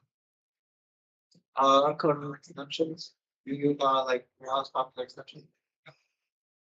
There's gonna be a couple that we're gonna install, right? Sure. Okay, so install Python. I just got that. Oh, man. Oh, man. Yeah, Python, you go, you're okay, right? The next one, I think. So I think that one you could actually have to.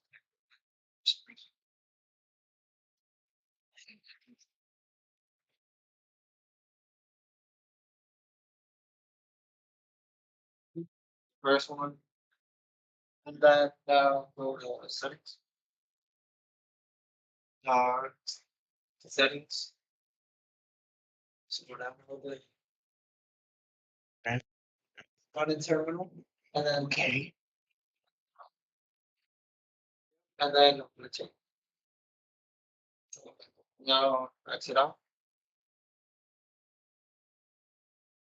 Exit out if you will. Exit out. And exit. Icon. So now, okay. We're gonna get to a folder, so file. Yes. Window. Another window. Okay. Go here. New file. For example, I would say like test.py. TESC.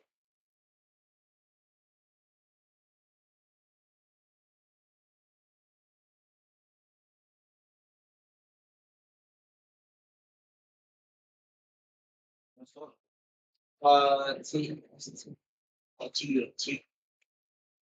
Keep on. Yeah. Yeah, that's it. And now I would say, honestly, either I'll show you, but someone cancels your don't do it, don't make it with Python more. Don't put it desktop right here. No folder.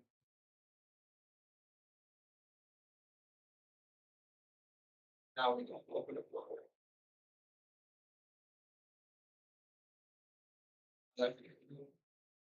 Actual result.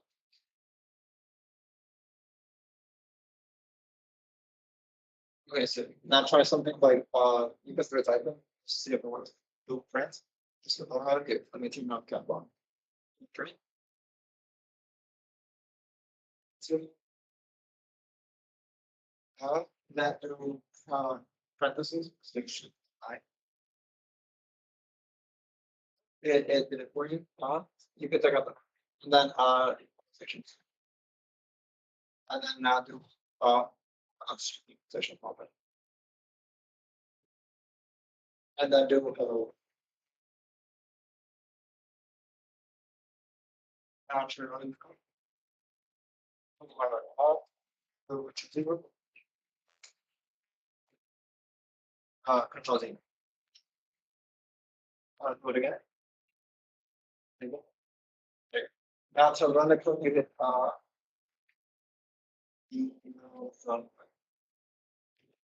Okay, cool. The other way to run the code is Control Alt N. Okay, so we got you set up on the terminal side of things. Let me go ahead and get you started on basics. Okay. So, have you ever worked with Python before or not really? How much would you say that you know about it? Like, how much did you do with it? I took computer science in high school. Yeah.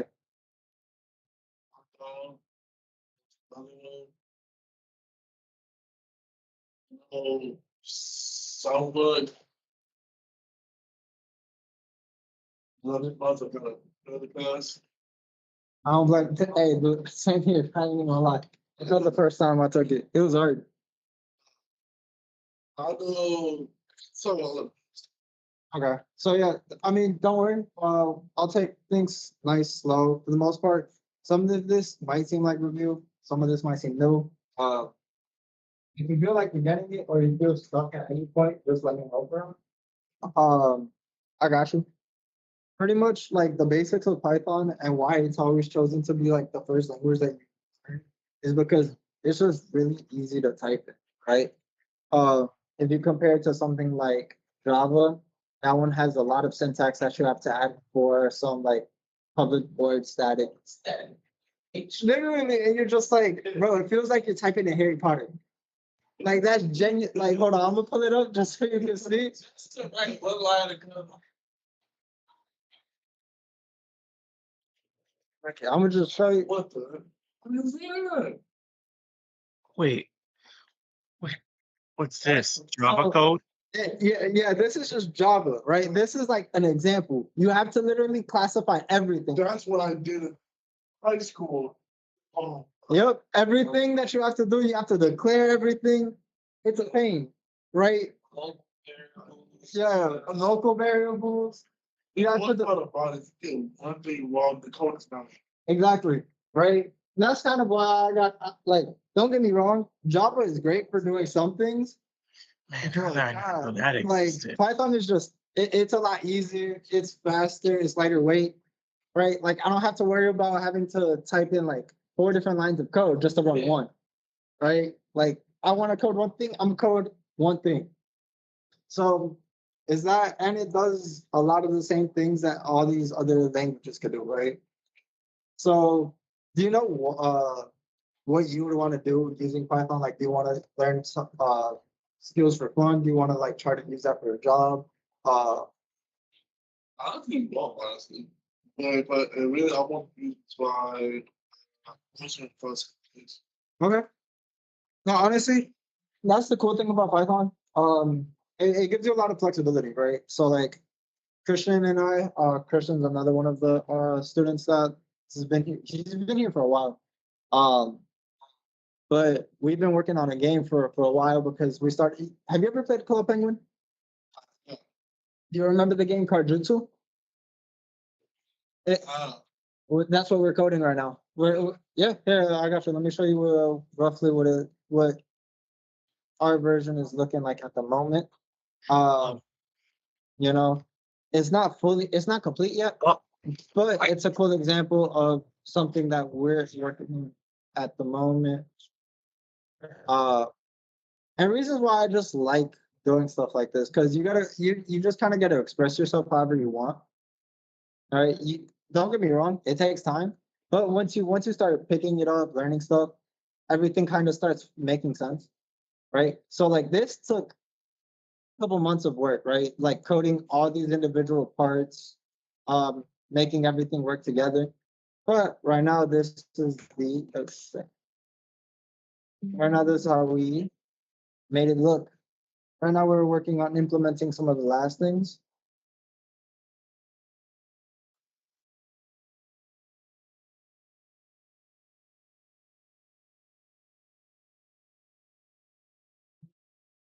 Right. So you got to choose your cards, figure out, okay, cool. Right now what we're working on is actually implementing the opponent being able to see, or you to also see your opponent's cards and then updating the scores and everything. So it's pretty sick, pretty cool. And it just like you look at this and you're like, dang, it's a lot of code. But a lot of it is like it builds on one another, right? For example, our main function, the function that runs everything, just calls a bunch of different stuff, but those things call other stuff. So like it all really works together, and it comes out pretty nicely, right? We'll get to that point eventually, but we always got to start off small and then just work our way up, right? Everything from figuring out what variables are to figuring out all the basic stuff of how everything kind of connects together. So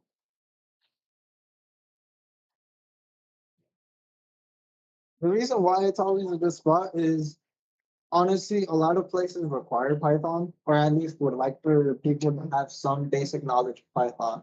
Whether that's just for like learning how to be a software engineer, if you want to get into data analytics and statistics, right? If you want to do more math side of things or more like analytical side of things, Python's always a great option. Uh, you know, you don't have to be a full master of it, but things will start coming together. And then you'll see how everything kind of like builds up into one another because we'll have different sections. We'll have a gaming section, we'll have a small section on like data analytics, right? So you gotta like kind of understand different sides of how to do stuff. So some of the basic concepts and things to keep in mind that we're essentially gonna learn. Well, not learn, but I guess start off with are concepts such as variables, data types, operators, expressions, inputs, and outputs.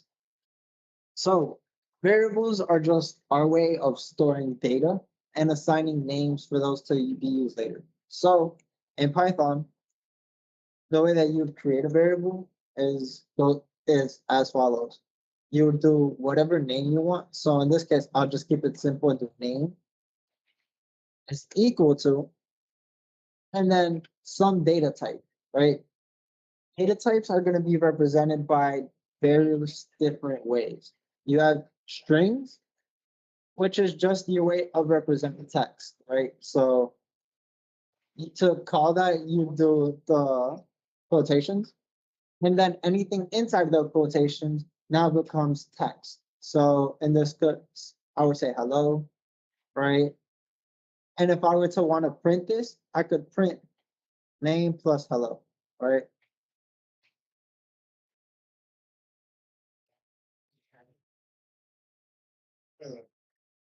Yep. Yeah, I think this one's getting a little too hard, so here we'll just keep it simple.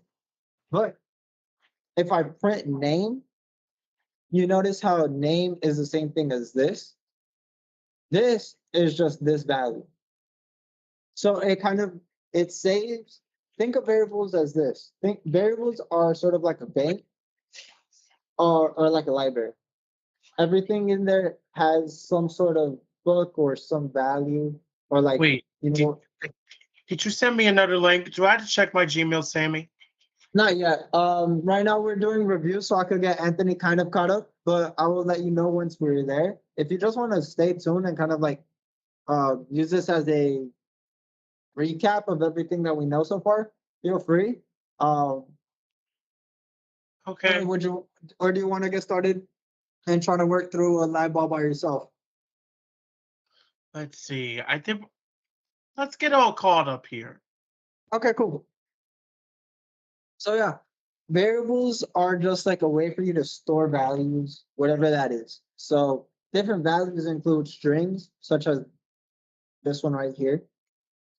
Strings can also be numbers, right? So even though I'm saying do 2 plus 2, because it's a string, I'm more so reading it as a value. And instead of it doing the operation, it does it as its own thing. But now if I were to take out the quotations and I were to do 2 plus 2, now it actually does it and it computes it. Making sense so far? So there's also different ways that each number can be represented. For example, you have something called integers, which you've taken math, so you know how there's integers and stuff like that. Those are just whole numbers that can be either positive or negative. Same thing here. Normally, any integer is going to be some sort of value. So it could be 2, it could be 5, right? And it'll always be the same. So those are integers, but there's also something called floats or floating point numbers. Those are represented by any number with a decimal. So this would be considered a float. This, even though it's the same thing as 5, is also a float because it has that decimal point. Right? Make sense? Any questions? So far, no questions so far. You sure? Cool. So using this, we can do some pretty basic math using it, right? So for example, you can do addition, and that's going to be represented by a plus sign. So I could do, right, add is equal to 2 plus 3. And if I were to print it, it's going to give me 5. I could also do 2.0 plus 3, and it's actually going to change that value to 5.0. So you can add different combinations of strings, floats. You can also change whatever you want it to be. So for example, let's just say I have a string that, or my bad, I have 2 different values of a float and then an integer. So 2.0 is the float, 3 is the integer. We know that when we add those 2 together, it gave us 5.0, which is a float, right? We can actually do something called changing its variable type by doing something like this int and then putting that thing around parentheses is going to take the integer of whatever is inside here. So let's just say 2.0 plus 3, that's 5.0, as we saw right here. But because we're calling it int, what do you think is going to be displayed? Exactly. Right? Similar, if we were to do 2 plus 3 and we were to do float of add, what do you think is going to display? Exactly. We could also do something similar and then actually do str for string of add. This one is going to take this value, which is 5, and then convert it into a string. So even though it doesn't look different, its value becomes different, right? You don't have to worry about this too much, but I'm just trying to show you that, like, you can change things around because all of these data types are changing. You don't have to just stick with one, right? Same thing as you can add, you could subtract using the same thing. So you can add 2 numbers, you can subtract one of them. You can subtract, you can multiply those numbers. That's 6. But now, what happens when we do something like 4 divided by 2? What do you think is going to be the result? Wait, 4 divided by 2. Yep. Let's see. Doesn't that give you 2? Is it going to be 2 or 2.0? Wait. 2.0, wait. So the interesting thing about division is even though they're both integers, you're going to get a float. And the reason why this happens is because of, imagine you did it instead of 2, you had 5. Or instead of 4, you had 5. We know that 5 divided by 2 isn't a whole number, right? It's going to be 2.5. So it treats every number as a decimal, even if it's not a decimal. So it does that, and it just says, okay, I'm going to change you up just in case. Make sense? Okay. Yeah, it makes sense. So conditionals, blah blah blah, and we've been stuck. Okay. So how good were you at math in the past by chance? So, in my opinion, it's been going on. I guess everything up until C.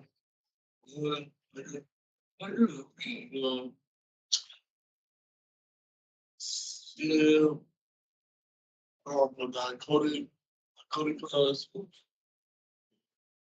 He's good, but you got my devil coming doing it. That boy, I can't hit him with it. I was like,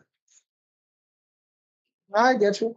Here, because the first lab is this one. So it does a little bit more mathematics, but I just did this so I thought we would get a little bit more accustomed to numbers, working with them, seeing how they change. Uh, so here, I'm gonna go ahead and send this to you, so that way you have it. Actually, I know that this probably isn't. Right. Okay. What's your email? um, hey Mitchell. 1 hour or so. Only? Yeah, 05, baby. Dang.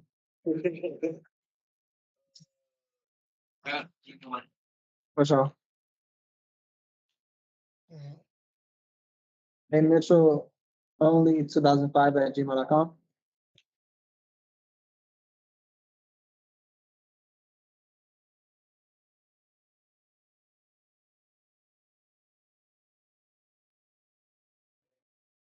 Dang, dude. I feel like I'm getting old as shit now. I was born in 2000. Um,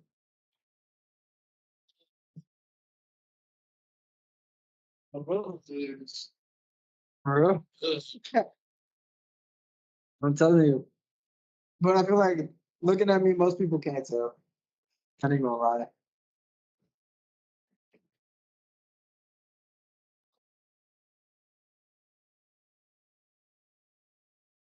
You know when you got it?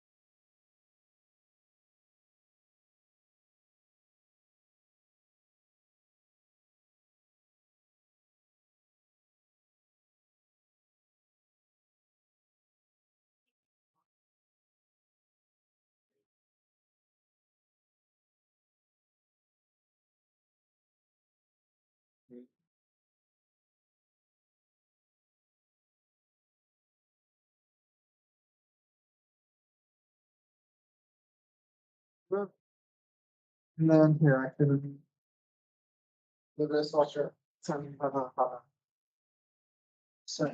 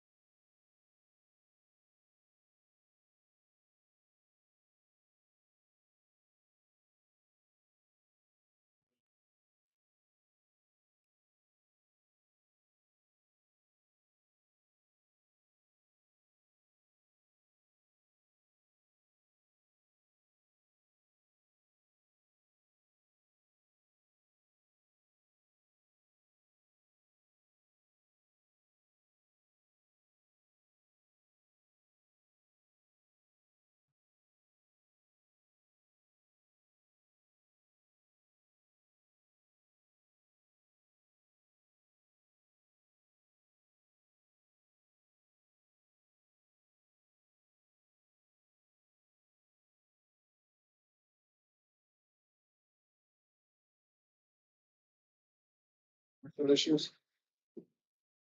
Could be like that.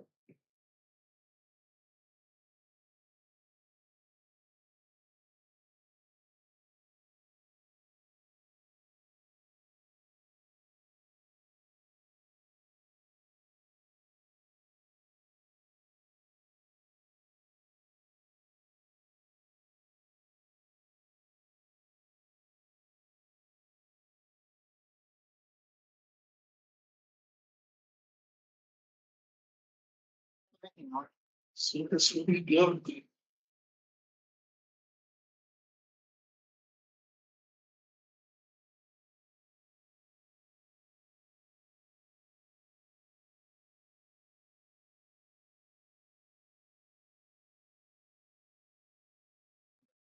So just click down.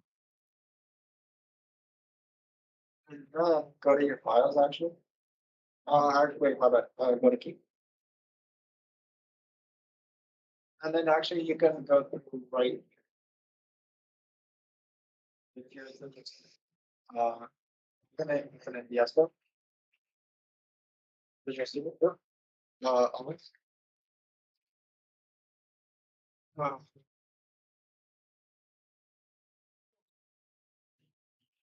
so this is the first map.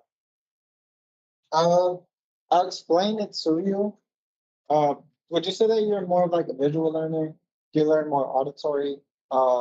Mix of both, for like examples. Mix of both, but Yeah, for sure. So here, we're gonna go with this.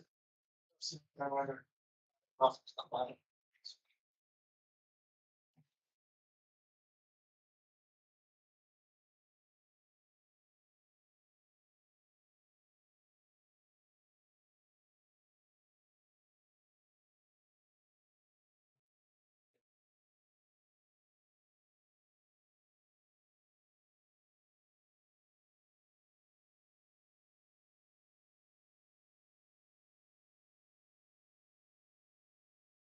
you take it all to school. I did math class. For real though. Feels weird being on the other side. But yeah, pretty much for the first problem, what we're gonna be doing is trying to find the weight of a carbohydrate using the round function. That one, don't worry about it too much for right now. We'll get to that point. Okay. But do you get what this notation means or not? It's hydrogen to carbon hydrate. Exactly. So what we're gonna want to do is 22 times hydrogen and something of 12 times carbon, and then 11 times oxygen. Right? And then we know that we have to do something like we just say there's something missing that needs to connect all three house.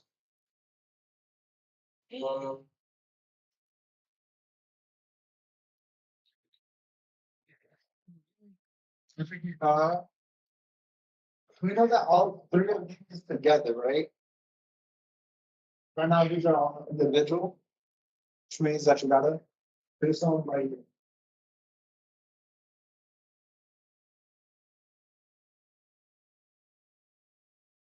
Yeah.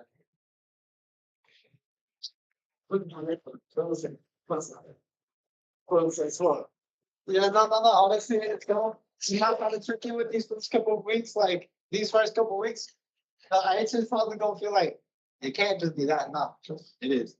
All right. But for you to not have to worry about, okay, what's this? I would say put all of this within the variable. Right? Variables are going to be useful in doing everything. So I would say just get into the habit. So I would say name your variable something related to what you're trying to do, and then let that equal all of this. Right? So this is one expression. Just keep in mind you already have everything that you need up here.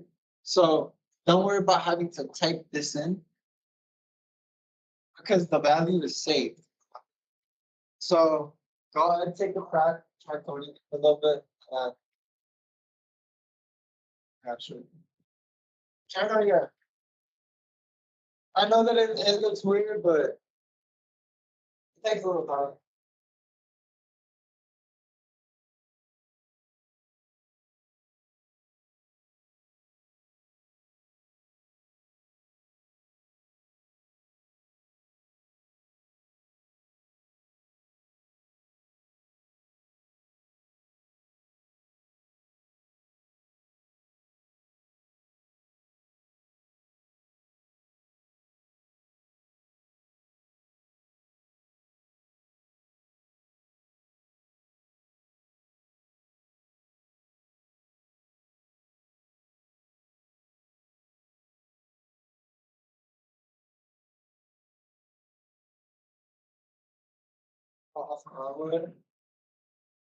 Start talking about that.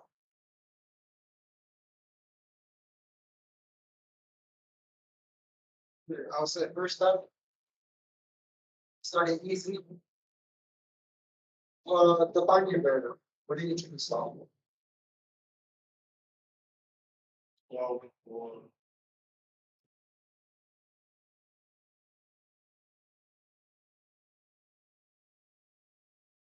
You can read the question, go ahead.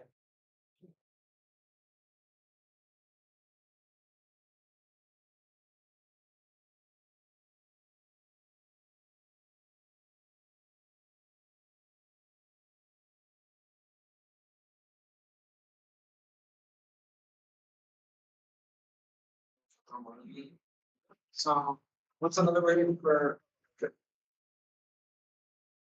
What's another word for architecture? Or like lost device? I mean, No, they're just cards. So I would say cards, so CRVs is equal to. And then now, much, look at the formula for it.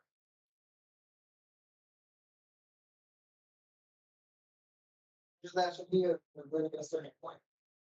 You know the value of hydrogen because we have hydrogen already defined. We have carbon already defined, and we have oxygen already defined. So all you have to do is just do exactly.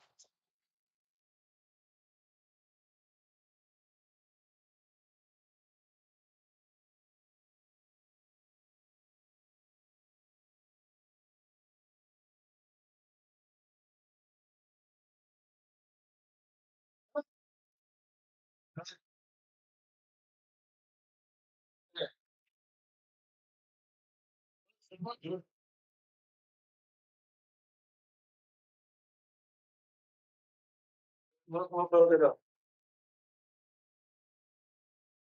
Times. Yeah. You don't have to do any math. Trust. You don't have to like mentally try to calculate. Times what? Which is well, what exactly is hydrogen right?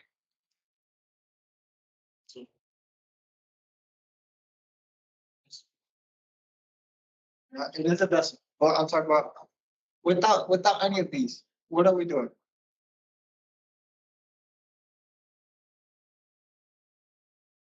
Remember, we're storing this number as this, right? What do we normally call that? So in our case, we know that this is this, right? What's carbon? others, That's what it means. Exactly. We know that carbon is a variable, which means that this is also what? You know that we can do a lot of stuff with variables, right? So you can do without this. This is a variable. You know that we can do this, right? We can multiply it. So if you were to do variable, it's equal to, and then let's do 22 times the value that you want, or in our case, the variable that you want, hydrogen. That's this part already done. So go ahead and try it out. Just trust it.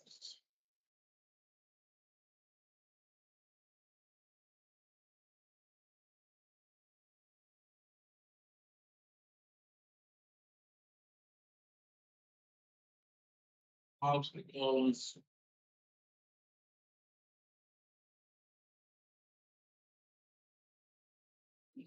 Probably 129.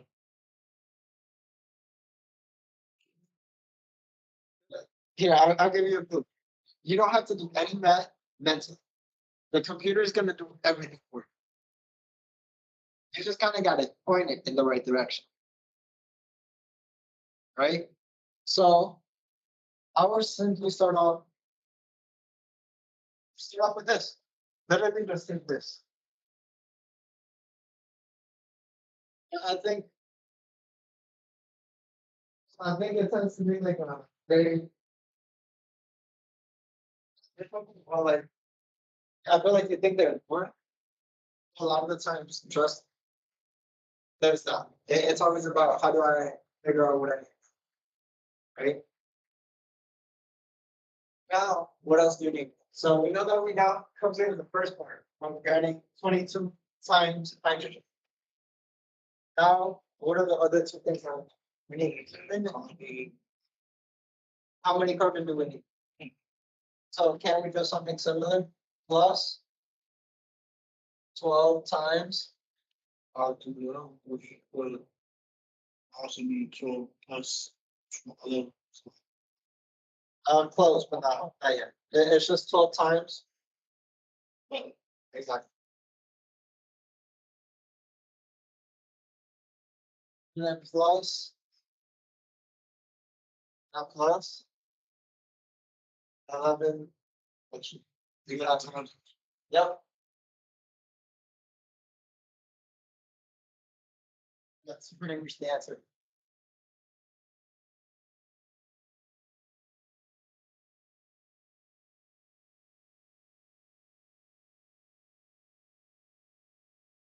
Does it make sense or no? Not really.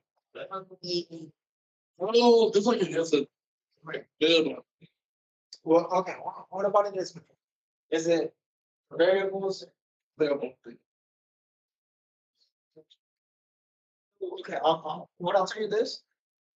All of these, the reason why I made it, and like as I would say, not tricky, but like why I structured it this way was because I was like, you need to learn how to work with numbers, also with variables, and then also try to not overthink because that was my problem. I was overthinking a lot of things, and I'm like, wait, that doesn't make sense. I'm not trying to trick. It's really just this, where you're doing certain addition or multiplication. So you're doing 22 times the hydrogen, or you're doing plus 1 times pyramid. You're also doing oxygen. Well, thinking of it six. But because the computer's gonna calculate. The computer does 22 times that value plus 12 times 12.001 plus 11 times almost 16, right? So then what's gonna happen is What is oh no, go ahead.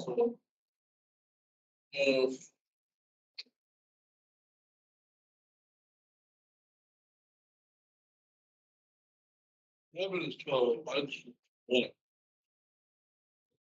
That's to be two.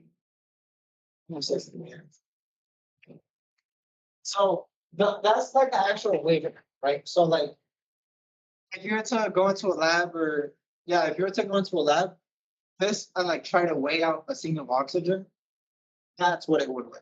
Or a single carbon, that's what it would. I don't know where I chose carbon. It was what I did in college, and I was like, makes sense. So this is the first one, right? So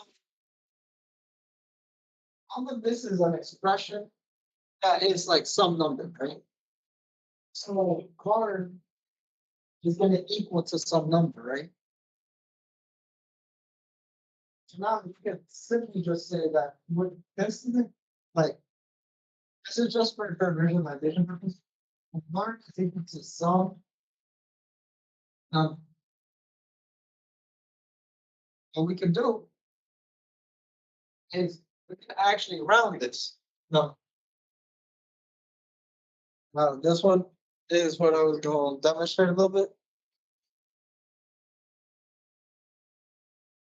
So what you could do with it is, so now that you have card is equal to 22 times hydro plus 11 or 12 times carbon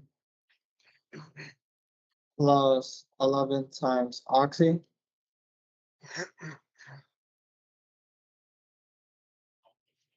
Right? If we're to just print out the value of a card,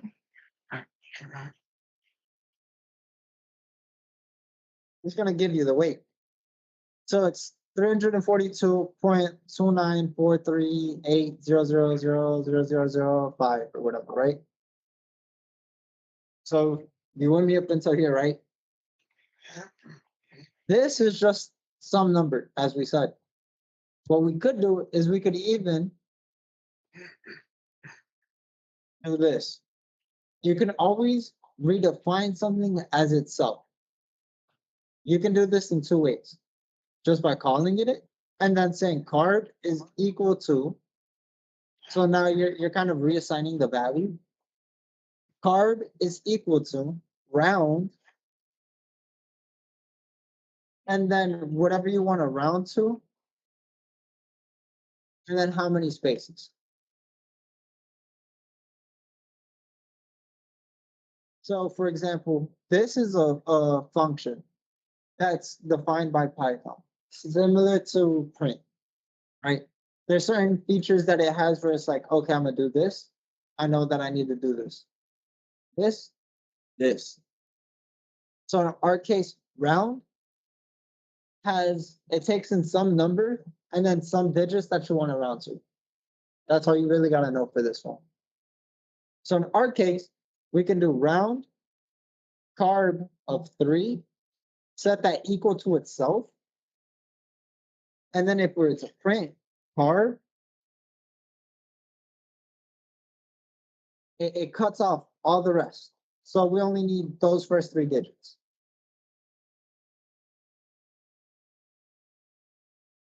Gonna make a little bit of sense?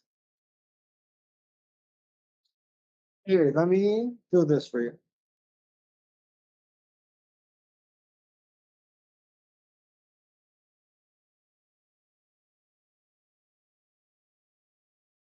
So there's a cool app or a cool website called Python Tutor. And especially in the beginning for like visualizing stuff, I would definitely recommend. So here, this is what we're talking about today.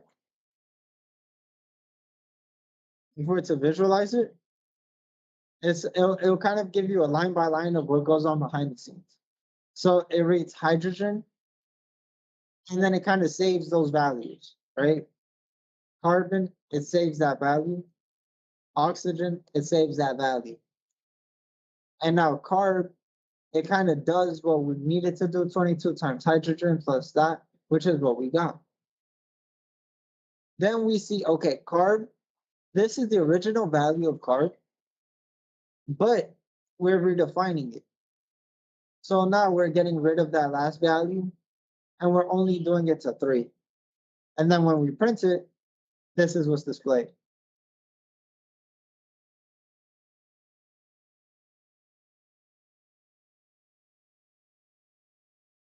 Make a little bit of sense? Here, I guess the easiest way for me to explain it, kind of, is just to show how slight visualization.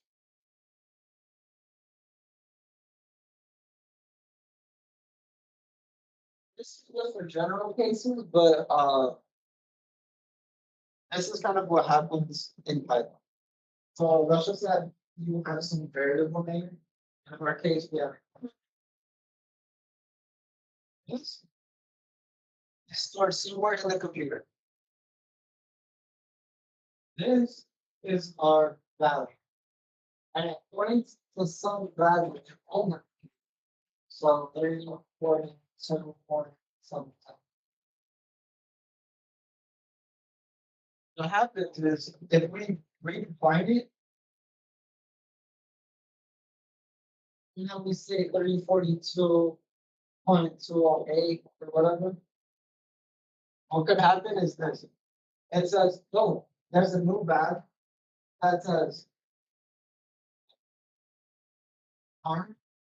And what happens is it says, okay, this is the old value. And then it kind of reroutes into this one. So all we did was just kind of reroute the original to be something new, right? So instead of having that big chunk, we just kind of cut off part of it and we're like, all right, cool. We only want to focus on this part. Which in our case, I think was like 342.495 or something, 293. But it's not as important. I just. It's good to know because it's a lot, but it kind of speaks a little bit to how things are gonna work. 293, yeah. So, problem 2. Do you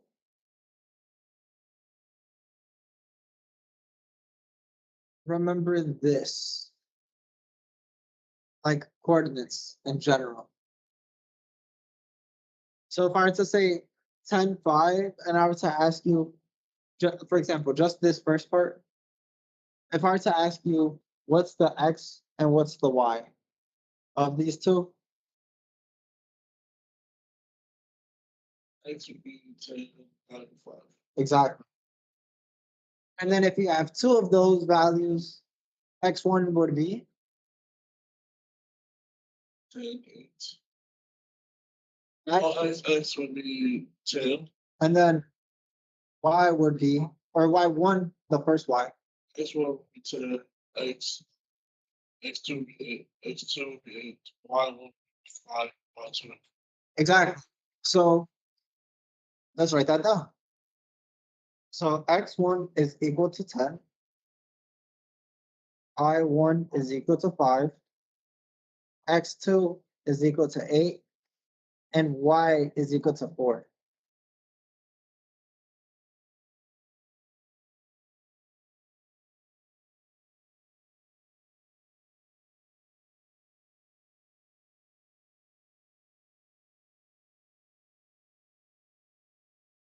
Make sense? So now we can figure out the distance, right? So I'll give you this part because this part is kind of confusing. We won't go too in detail for it because we rarely use it. But I'll just say distance is equal to math.sqrt and then parentheses.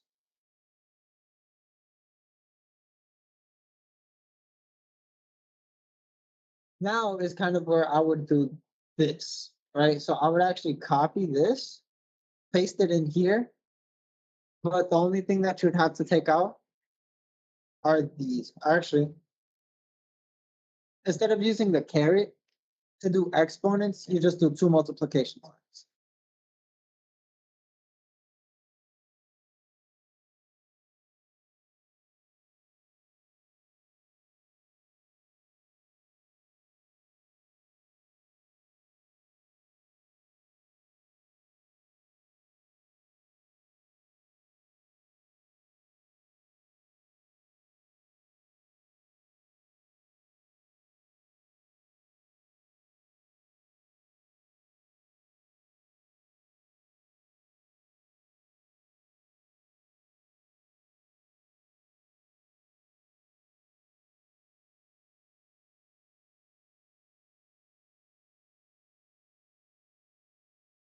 That make a little bit of sense.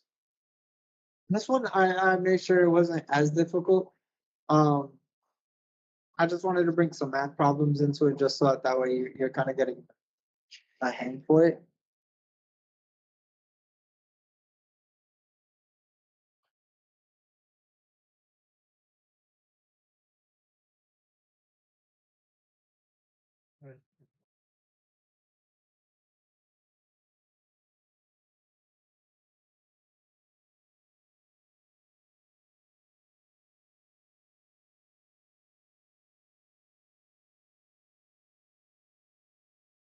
So what we're doing here is we're just taking variables, squaring them, which is instead of using the little caret like we normally would in math, we just do two multiplication signs for both of them. And then we just add that. And then we're taking the whole square root of it.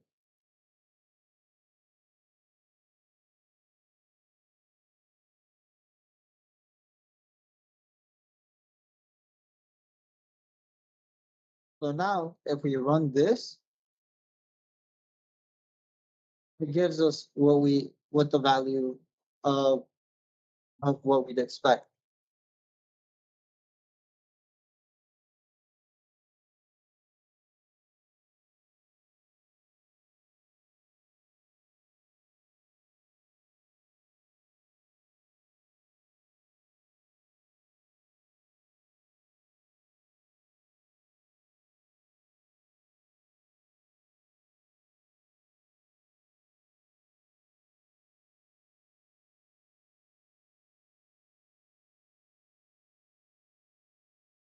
Any questions so far?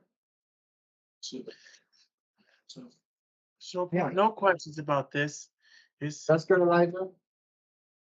I'm glad that hopefully this is review. Did anything get aired? Oh, I see. Uh, so for this one, here, I would say.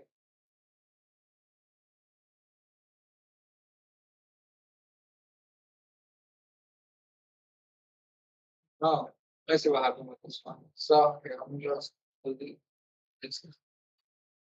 Actually, here. For this one, it's cards. Yeah. You don't really need this part right here for the finger. This kind of also run it together.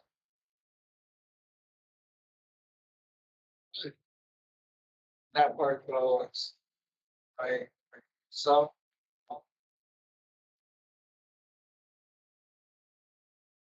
plus then obviously I would adjust the this Control C, paste it on top. Okay. Do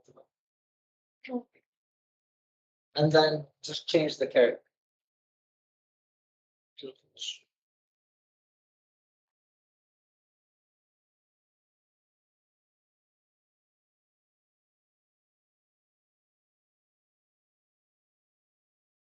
Yeah.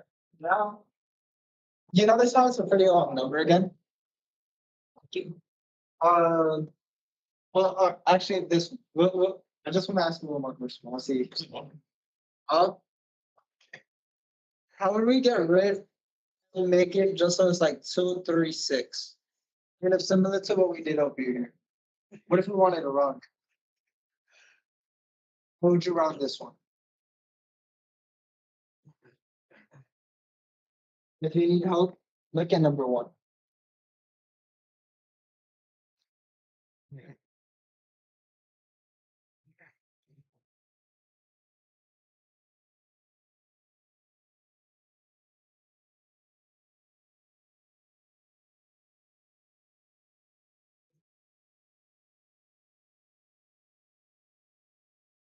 Remember how we ran number 1?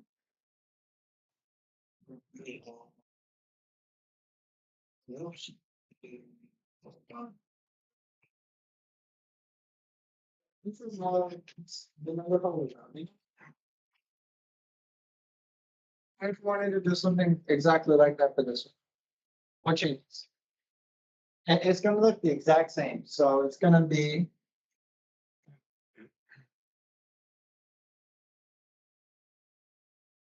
I'll give you a clue. Is equal to. Yep. But instead of carb, now we change it with.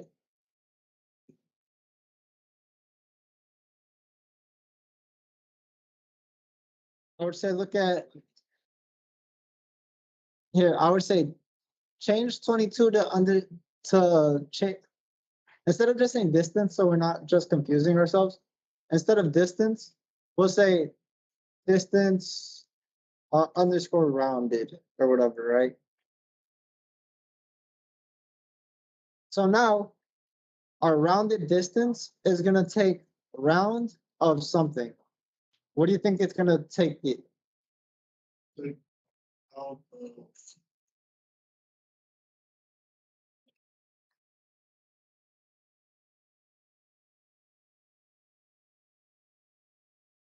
No way. 6, 2, 2, no, it's still. Oh, I'm looking at the problem. Taking the problem. You take you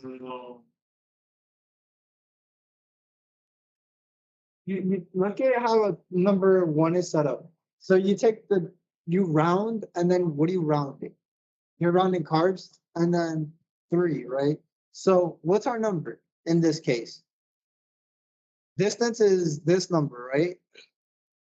What's this number exactly? Is it not just distance? So why don't we just round distance to the 3 spot?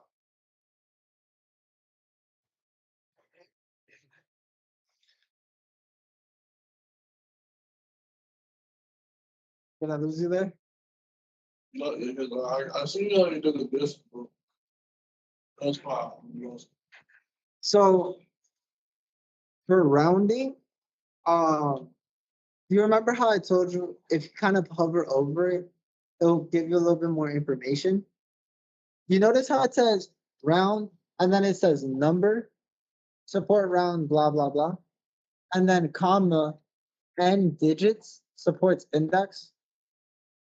That's just basically saying you take some number and then you round it to however many digits you want. So in our case, we're taking the distance, which is our number, and we're rounding it to 3 decimal places. That's all we're doing for where the 3 is. Make sense? Okay. Here. I think that one might be all those. Here. I got an idea. Elijah, you still here? Wait, Codex? Not this one. What the heck? I don't know what it was called. Because I found this really cool spot.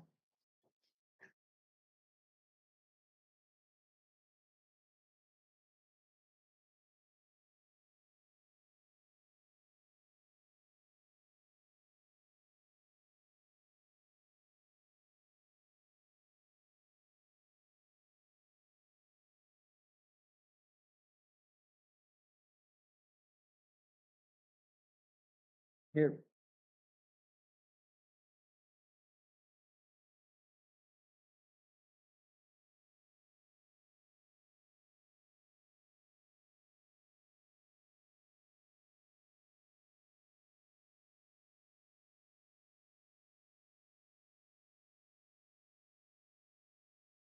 No, this is not it. It's okay. Here. We'll go back to problem 3 real quick. So, do you remember what average is? Or how to compute an average?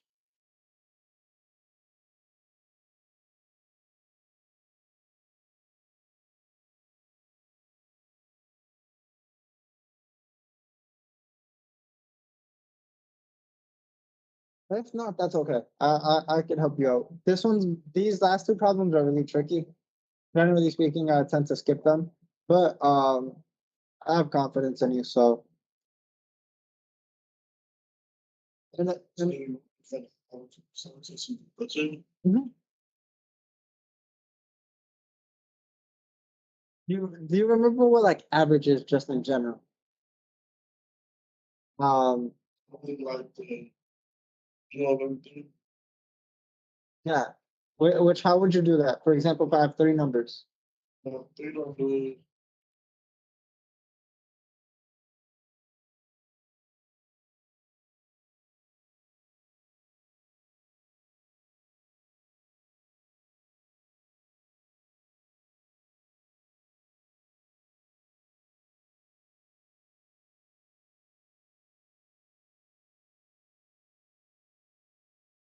It's okay if you don't remember. Place like 15. Oh no, you don't have to compute it. I'm just talking about like as in general. So in general, you would add up all those three numbers and then divide by three. Oh.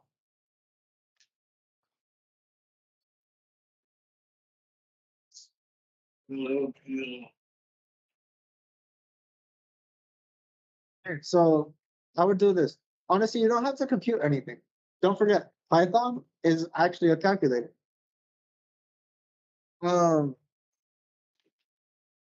and that's the reason why a lot of the times you can do so much within Python because you gotta calculate stuff. Um, you gotta it does all the hard work for you in crunching these numbers, which is why a lot of people tend to use it. So let's start off simple. Let's start off by building it. So we know we have three lengths, right? So let's just do this. Side 1 is equal to 17.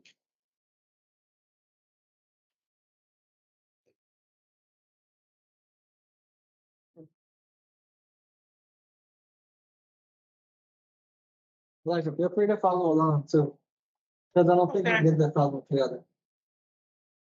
Wait, let's see. On side 29?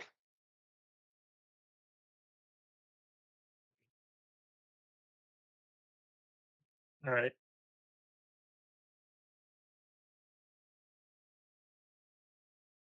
The triangle has three sides, so we know. Okay. 12, 17, side 16, side 3. Yes, sir. Obviously, that's my response. Side 2, side 3. Exactly. So we'll call this just average.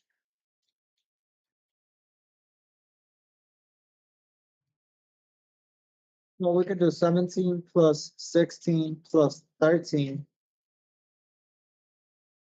All of that inside parentheses divided by 3. Wait, 17 plus 16 plus 13. Let's see. Yeah. This is going to give you the average of all the lengths.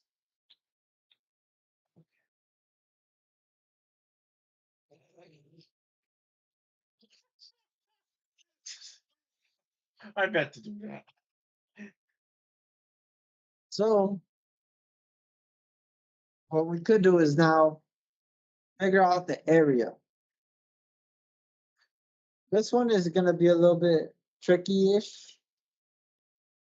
It's math dot square root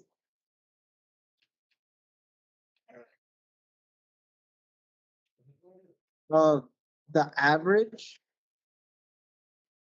times the average minus side 1 times the average minus side 2 times the average minus side 3. All right, let's see. You 17. Well, if you have 46 divided by 3, wait, Elijah, don't forget, Python is calculating this for you, so you don't have to do it manually. oh, right. You just You kind of have have to VS Code. remember. Yeah. Wait. You just have to keep in mind that since Python does it for you, you can always save these values and not have to worry about it. Okay.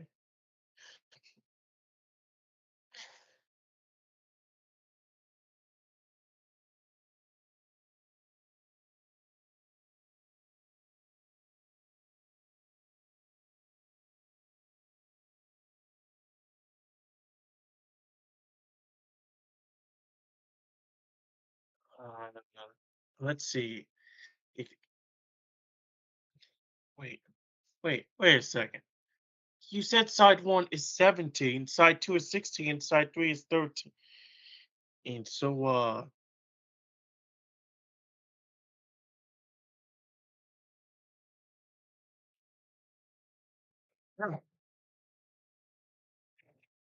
Wait, actually, it's okay. I already have it like this. let's see. So, if you just put, wait, so for the in parentheses, we have average minus, side 1 is 17, side 2 is 16, side 3 is 13. So wait, wait, hey, didn't you send me the first lab, or do I still have it in my Gmail? I still have this one. Let me, Let's see, first lab. Wait, let's see. Wait. oh, that's Oh, right. I see it. I see it. Wait, there is some.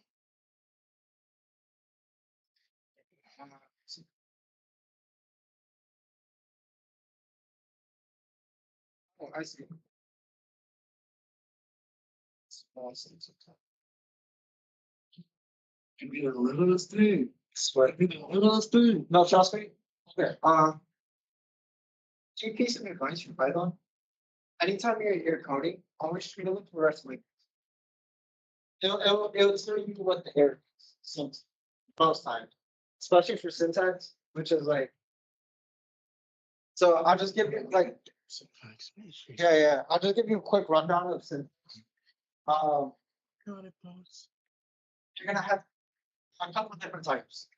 You're gonna have quotations, parentheses, colons.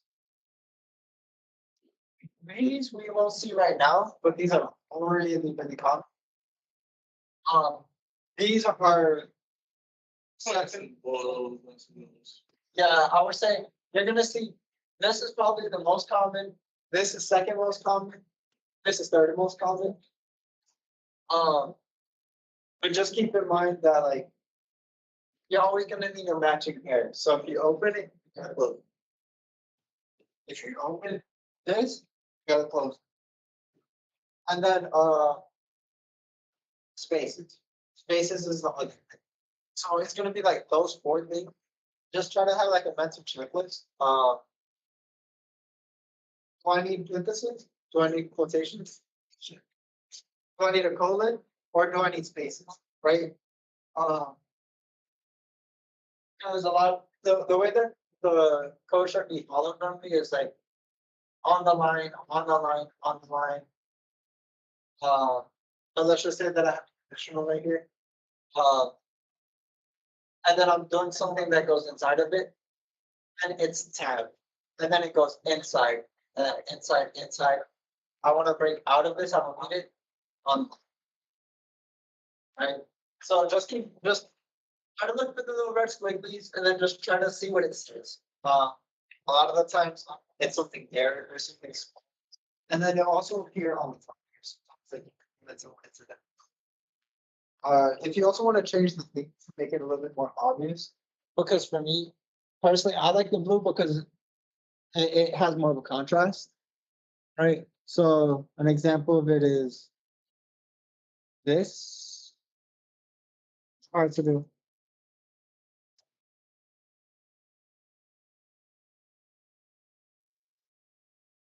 Why not change it? Here, I got you. So you go to, let me show you. Settings. I believe themes, and then color theme. And then the one that I have is Tomorrow Night Blue. But there's like so many of them that there's options too. There's high contrast, which is this one. Uh, yeah, right. Personally, I like the blue. Yeah, because I know some people tend to have like some people are colorblind, some people can't really see like the red that much. Some people can't really see the blue or the green.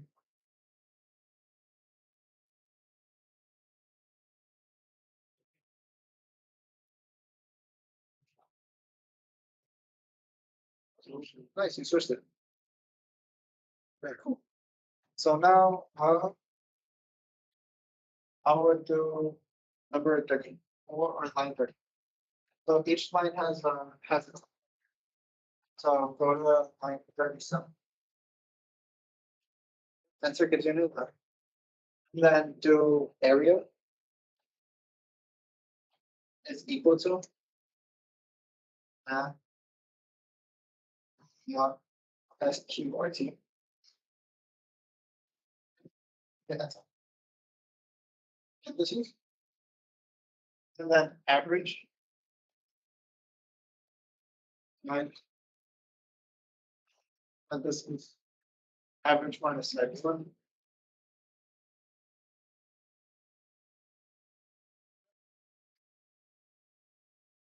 And average minus side 2, and then times average minus side 3. Did you get this, Elijah? Is it kind of review? Hold on. Let me follow along for number 3 so I can catch up. Wait. Did you get number 2? Wait, did you get number 2 already set up? Wait. Yeah. Number 2's been done. Okay.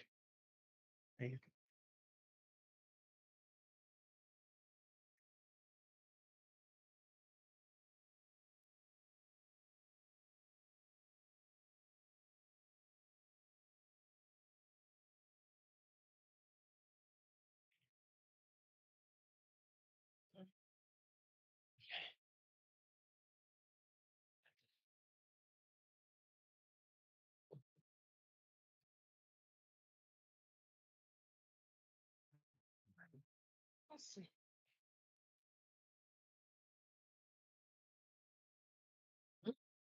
Now, if I were to ask you, round the area to 3 digits, what would you do?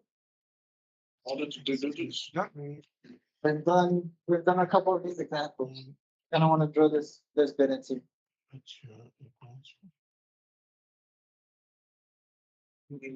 All take together or Well, no, just the area. Mind you, we've done 3 different. This is going to be the 3rd one. We've done distance, and we've rounded distance. We rounded the carbohydrate. Now, what if we wanted to round the area? Let's see.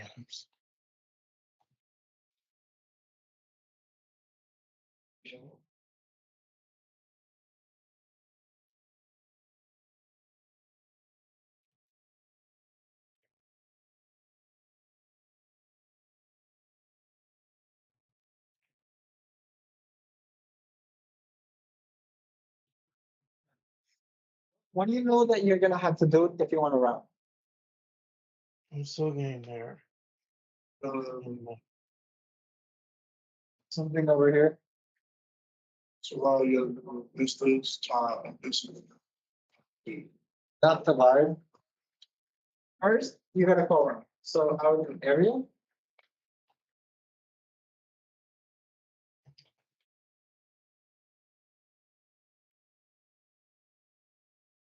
Right.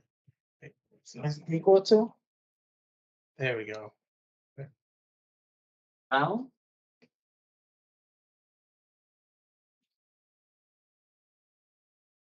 Instead of distance, what do you think should go in here? If we're trying to round the area itself. Exactly. And then you type in area. After round, yes.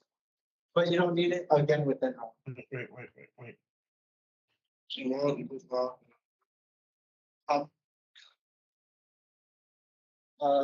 No, that's was and how many decimal spaces do you want to run to? Wait. Oh, Right. You hit it with the 3. Oh. Because you want to round it to 3 decimal places. Now you can check to see if you have it right by doing this. So if I do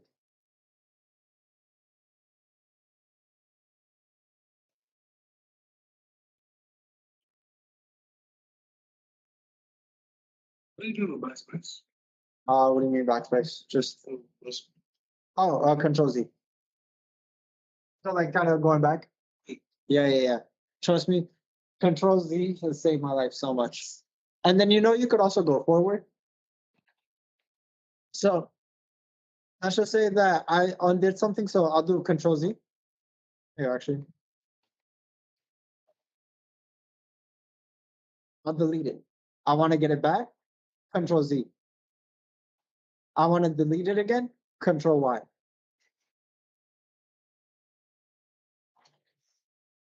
So it's a pretty cool trick. I don't know where I picked it up from, but I was like, I think I know where this is from. Yeah, no, it's pretty cool. But if I were to run it, it gives you 6.305, which is about what we want.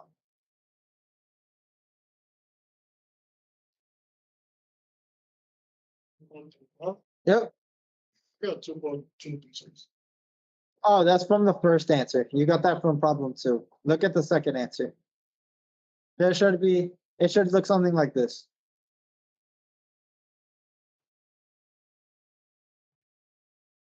You print it on the second one. So if you did print area, and it'll appear. Oh, you haven't come print. 39? Right? There we go.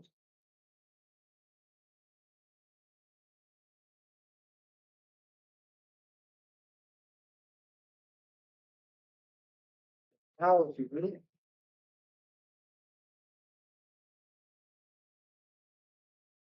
wait for me. Oh, my bad. Which line 38 is still round.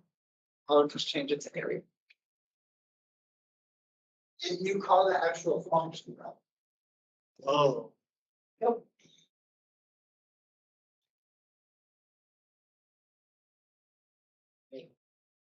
Now let me give you 6.01. 6.2. Sir. Hopefully, is this making sense so far? And like, It's good. I'm slowly good. Slowly. no, trust me, it's gonna take a while. That's why I'm trying to make sure I'm moving really slow. Oh yeah, no, go ahead. But it's been a long day.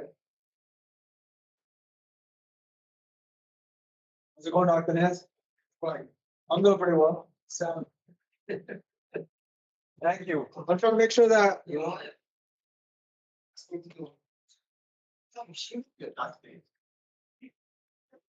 Explosive. Explosive.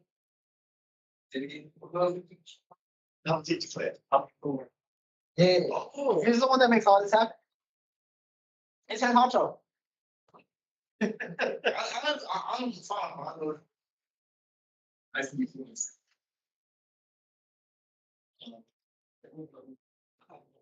Yeah, I know. Anytime you answer the phone, he's always gonna be the one that answers. So here, I have about 30 minutes. Let me see how much we can probably fit for the second lab. Because I need to figure out what other things we need to cover. more things to cover. More things, which you've done this one before, Elijah. So I don't think it. Oh, right, we did that. Yeah. We did that in the second lab. So this is like a Exactly. caught up day. Yeah. Yeah, I'm making sure that Anthony gets caught up. Since he's new to the class, and we want to make sure that we're not skipping and going too far ahead. And it's always useful to go as a review and just make sure that you're understanding everything. Okay, I understand. Yep. Even though some of it might seem repetitive, you know, sometimes you tend to think things a little bit differently. Okay.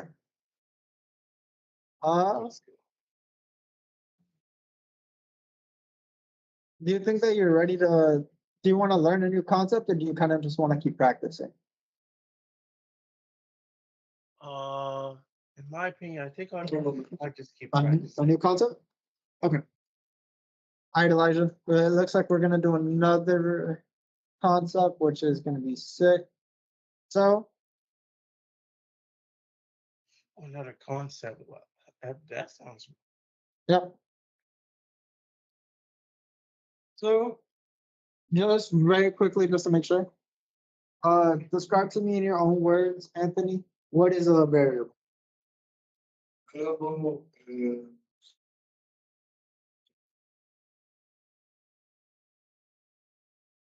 I was about to describe it themselves. It's gonna be a little bit so a variable is like a name for from something. Mhm. We go into it.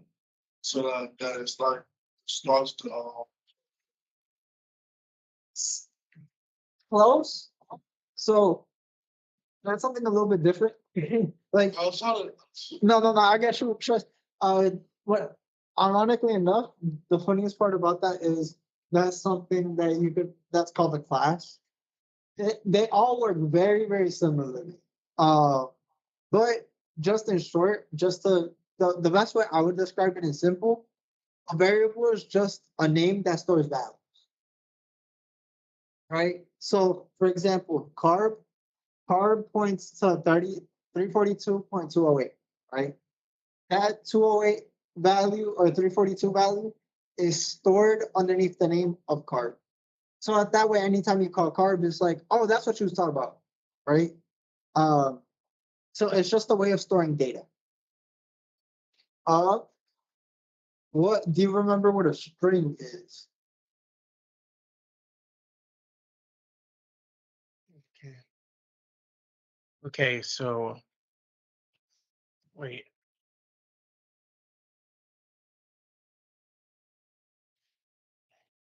Yeah, A string. it's the one that requires the quotation marks. Isn't that a string? Yeah,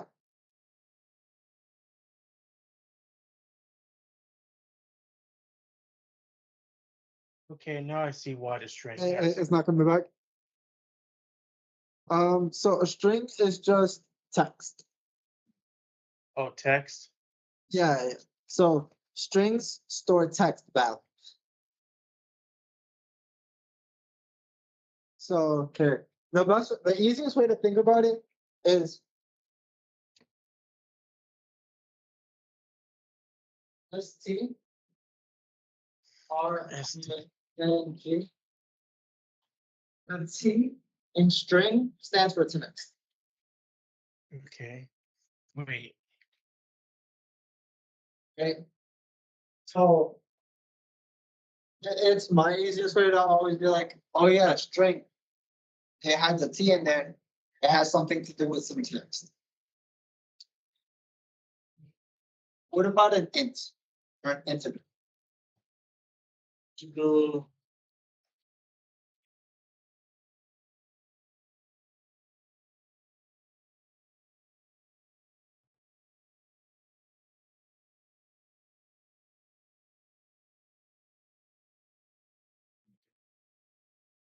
Sorry, whole numbers that either positive or negative without decimals of unlimited length.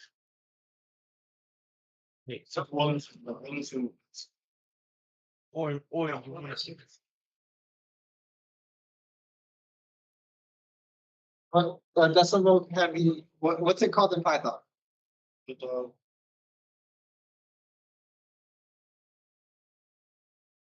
Imagine this thing stuff. right. flow. Yeah. Right. Good stuff.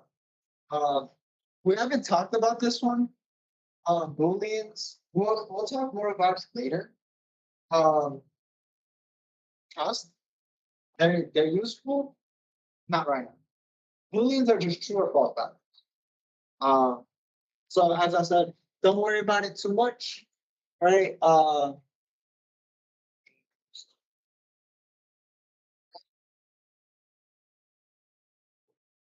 Think of integers as being something that you do in math, right? Like int, whole number, flow, hash is floating around somewhere because it has extra stuff going on to it, right?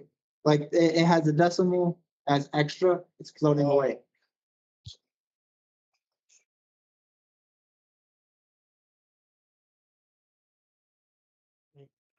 I get that.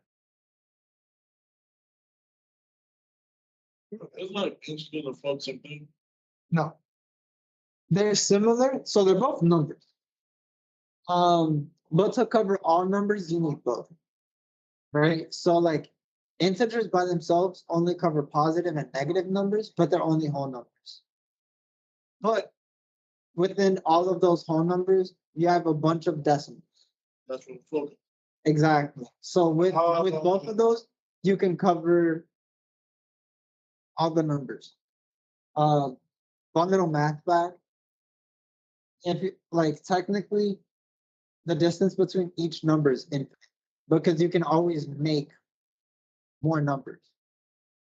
Right? For example, you could do 2.9, you're almost at 3, right? But if you go 2.99, you're even closer to 3. But now you could do 2.999 and you're even closer to 3. So you can always add and add more and get infinitely closer, but you're never gonna get to 3. Like Exactly, right? Just one little fact, because I always thought it was cool. I don't know what I went to college for mathematics. That was what I like graduated in. I'm sorry, I'm cool in life. Okay. So new concept real quick are inputs. So an input is something that you give or that is prompting the user to ask for something, right? For example, Anthony, what is your name? You input your name to, right? So I was like, I gave you an input, and then your output was the one that's your name, right? So like I asked you a question, and then you input your name, and then I'm like, oh, okay, your name is Anthony. Make a little bit of sense? Yeah, I mean, like what is a routine? So if you ask me the question, then what's your name? Exactly. You tell yeah, I'm about to get you even though okay, good. Exactly. And now I can use that to do whatever, right? For example, very simple thing. Also, so the actual input is as a command in Python. So I'm gonna just go over here. I'll do input. This one I think it would be cool if you also coded it. I'd be like, what is your name?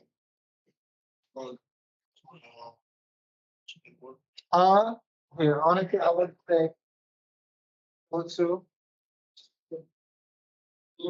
yep, now right here. Or go to a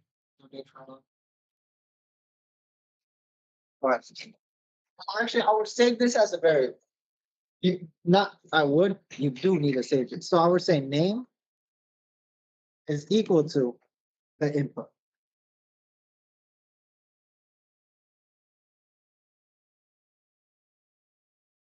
And then I would actually do print hello and then name. Um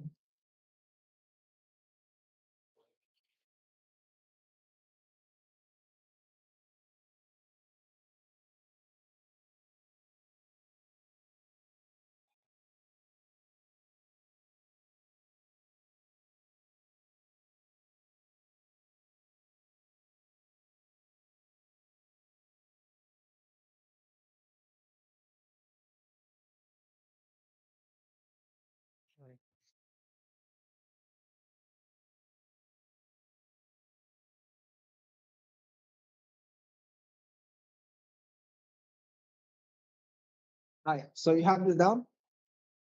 So you're gonna watch how this works real quick. Run it with. You notice how in the bottom it shows up as what is your name and then like a little box.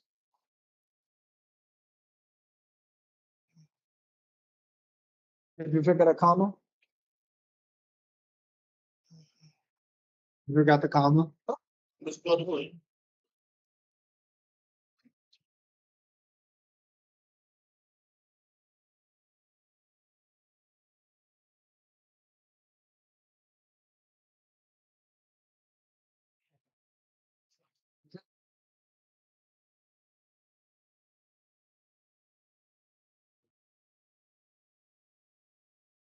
Right here. So now you see how the little box right here? Technically, that's puzzle time. This is when you can do some more complex operations. Look at money quick line. Let's say type in your name. So like type in M.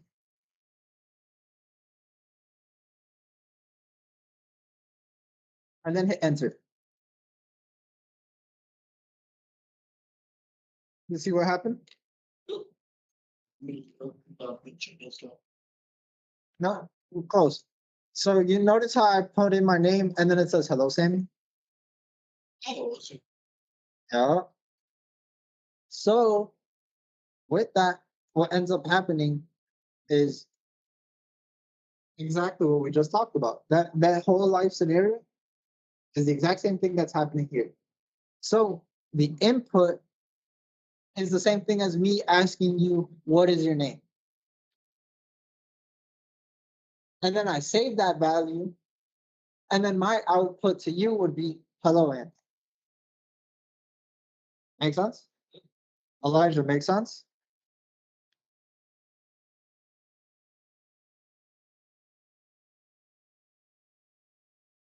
Oops. Elijah? I'm still here. So what? Do you remember input and output? I remember input and output. Okay, good. Okay.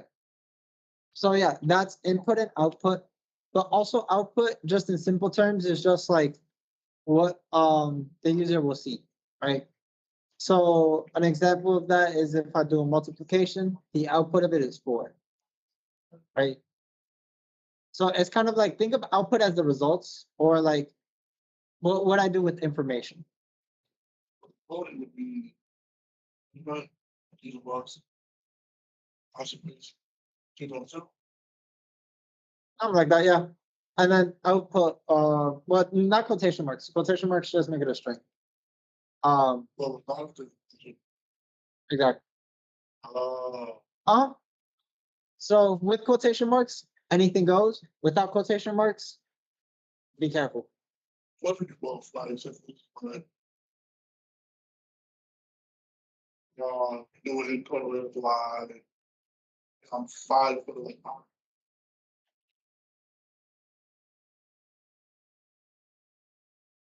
Depends on what you would want. I'm pretty sure there's cases to handle that. Like,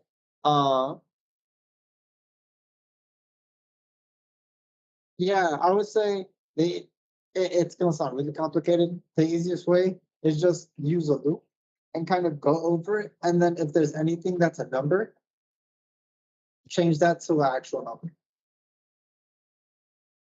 And then, yeah, and trust me, that one's gonna be more complicated. Yeah, so there's lots of things that you can do in Python that you're gonna be like, what? So, those really is over and see them change. See them change. Exactly. So like, let's just say I have a text, right? Exactly. Like, it's like, what's your height? And then you say, I'm 5'11". You don't just say I'm 5'11". You say I'm 5'11". What ends up happening, is you'll read through it and then, no, honestly, here, rather than just me trying to explain it kind of shittily, I'll do it like this. So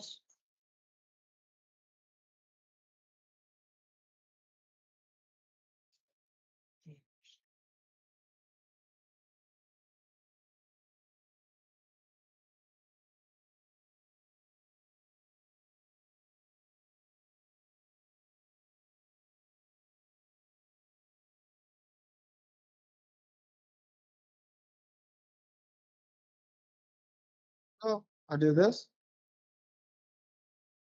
Wait, I'm still here. So let's see. Where's your height? Right. And wait. You're 5'11". But you notice how it's kind of weird, right? Yes. What you can actually do is you can change the entire thing of it as well. So let's just say int, Really? right? And then if you run it again, it's going to give you something even weirder. It's going to say value error because, it's like it doesn't get what I is. Oh, you could easily handle that by a try. Okay. And then accept.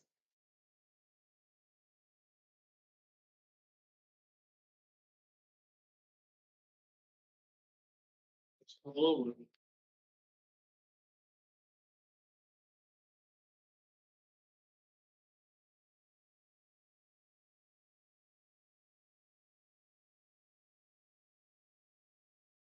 Ready? And then it's going to say 5'11". And it's like, wait, and then please enter a number. Oh, okay. My bad. I have to try it again. Then I just do 5'11".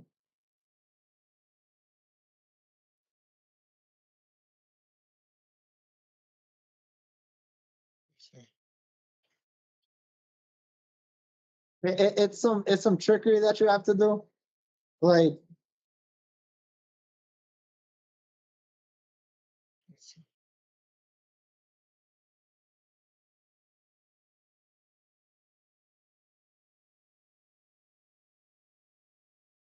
I was looking at you do this. I'm like, is this what we mean? Like, it's likely to hopefully home my video game.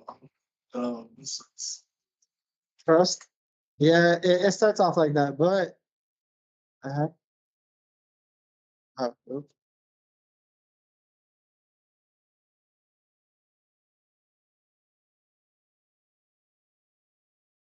Stuff like that. It, it requires some complex stuff where you have to like try to catch those errors. Uh, don't worry about that right now. We're keeping it very simple, and we're just assuming that the person knows what they're doing because we are the person, right? Like we're not gonna make it overly complex, and we're gonna slowly build up there because at the point that Christian's at, you get errors shouting at you left and right. It's like you didn't do this right, and you're like, I swear I did, and it's like, here, the best way I can describe coding.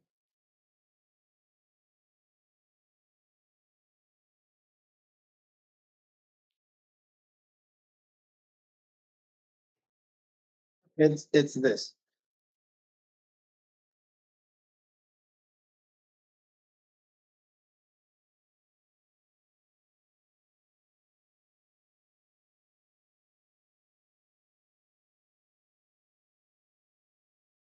So you see, it's like you have the instructions and you're telling it what to do. The code is just like, I'm doing what you want, and you're like, not like that. Literally, that's what coding is. It's you being like, I want you to do this, and then the code's like, okay, I did this, and you're like, you did that, but that's not what I wanted. Do this instead. Okay, I did this now. Yeah, trust. It's a process. I don't know, dude. Some people are insane at coding. They're like, they could code hundreds of thousands of lines without any errors. Me, I code a couple of lines and I always try it. I'm like, let me make sure that there's no errors. Okay, we're good. We're chilling. And then we work through it. So, not to not confuse you a little too further, let's just focus on some fairly simple-ish things. These are something that are called conditional statements. Think of conditional statements as a tree or as a street.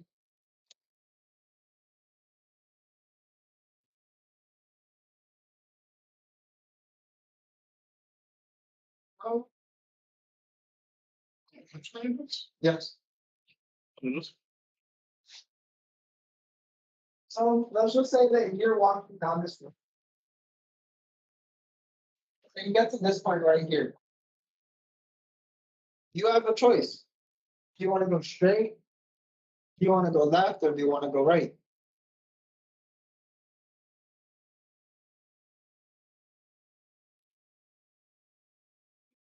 Let's just say that your destination was to the right. Let's just say that you're on your way home and you reach the street, add this to the gas station. Straight ahead is to the store, and then this is going home. If statements are ways for you to kind of tell the code where to go and check for stuff. So you can see, okay. Huh? Well, why did people know? According to just just lights, it was called. Oh well, what's the? Yeah, you can just say turn right, or in this case turn right. So like, let's just say input, enter destination, right? If destination equals home, print turn right. If destination equals store, print go straight. Stuff like that. So it's the way for the computer to kind of like make a decision and for it to be like, okay, I know exactly where I need to go from, or I need to check this stuff before I make a choice on what's happening. And the way it actually does that is if statements. Well, there's three. There's if condition. Actually, let me now make this a blue. I'll make this part of black.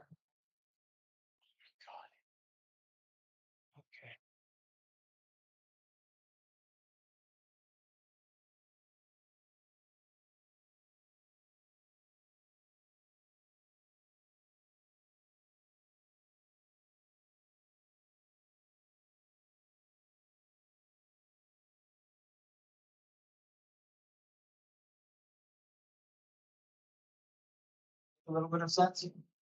So if some condition is true, you're gonna enter inside the code and then say, okay, now that I know that else is true, I want you to do this. You also have else if statements or if, which knows the exact same formula where it's like other condition.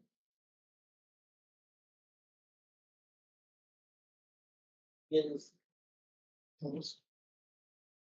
Well, two are false, right? Actually, no, that's not one. Just so that way I'm not do this. Else. So let's just say we have. So else is the only one that doesn't follow the same formula. Else is kind of like a last ditch resort. It's unreliable.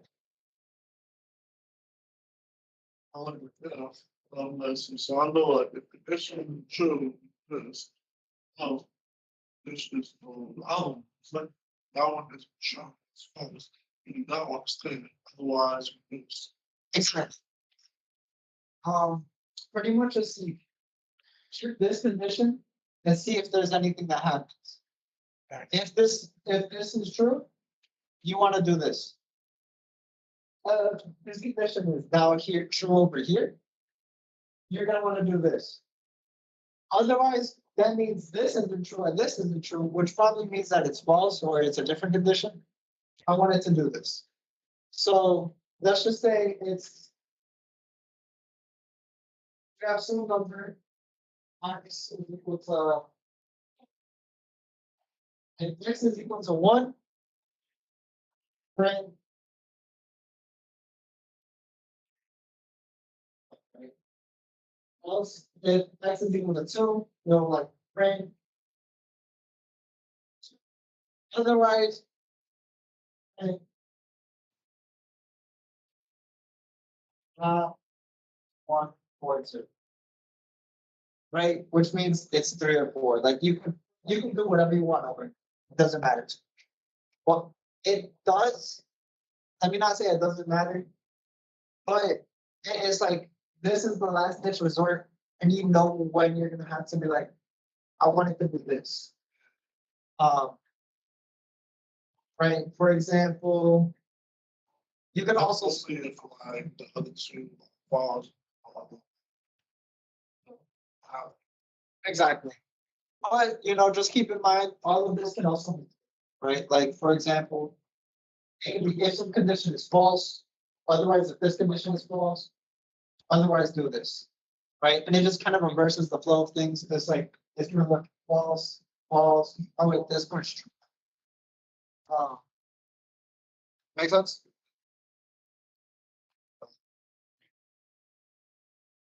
It's good. No, literally. Especially with that.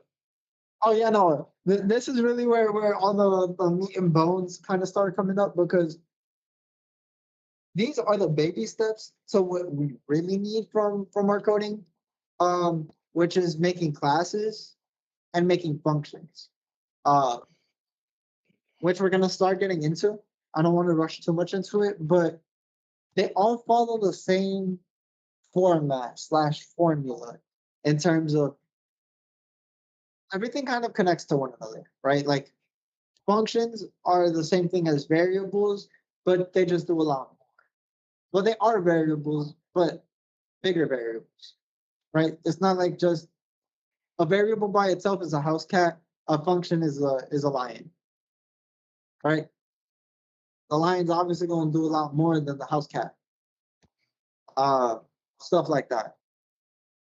So for our case, it always is going to work by doing some condition and then doing something.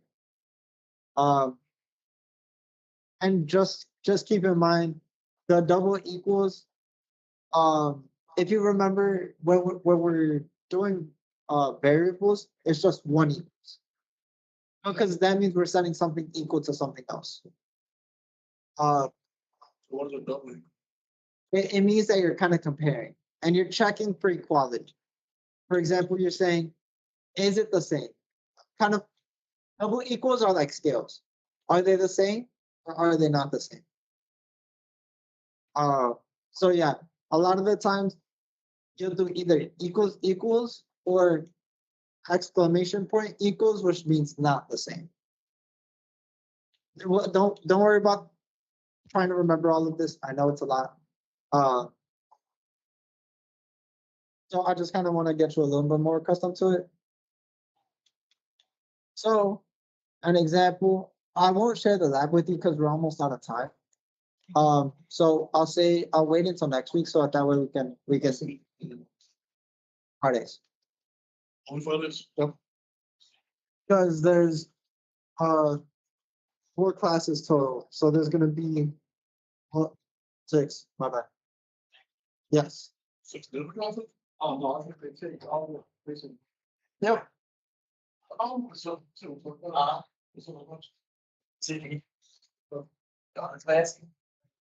Yeah. So technically, even though you only sign up for 2, you can attend any class that you want.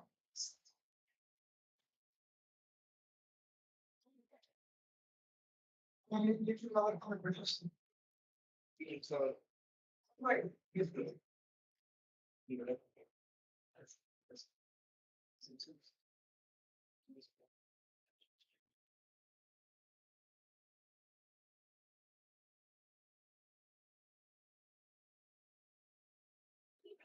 that's rolling. Yeah, it's 2 points.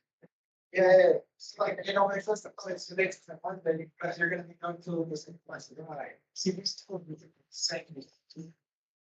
I think it's still the biggest thing saved me from first. That's great.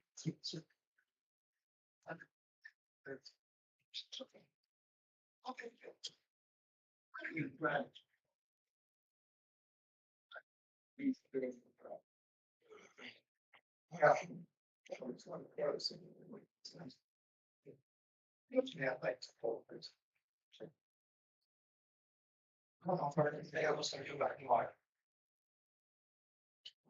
Yeah. So I'm gonna straight.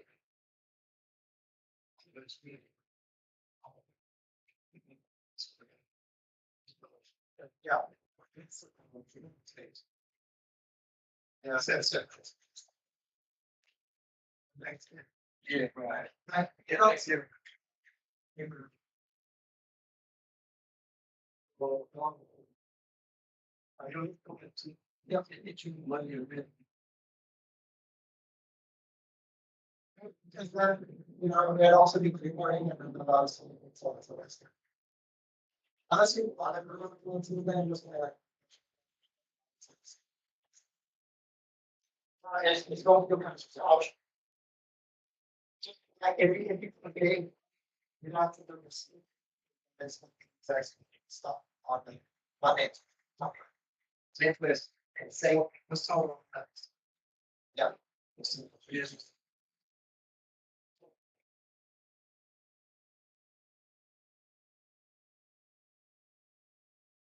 All right.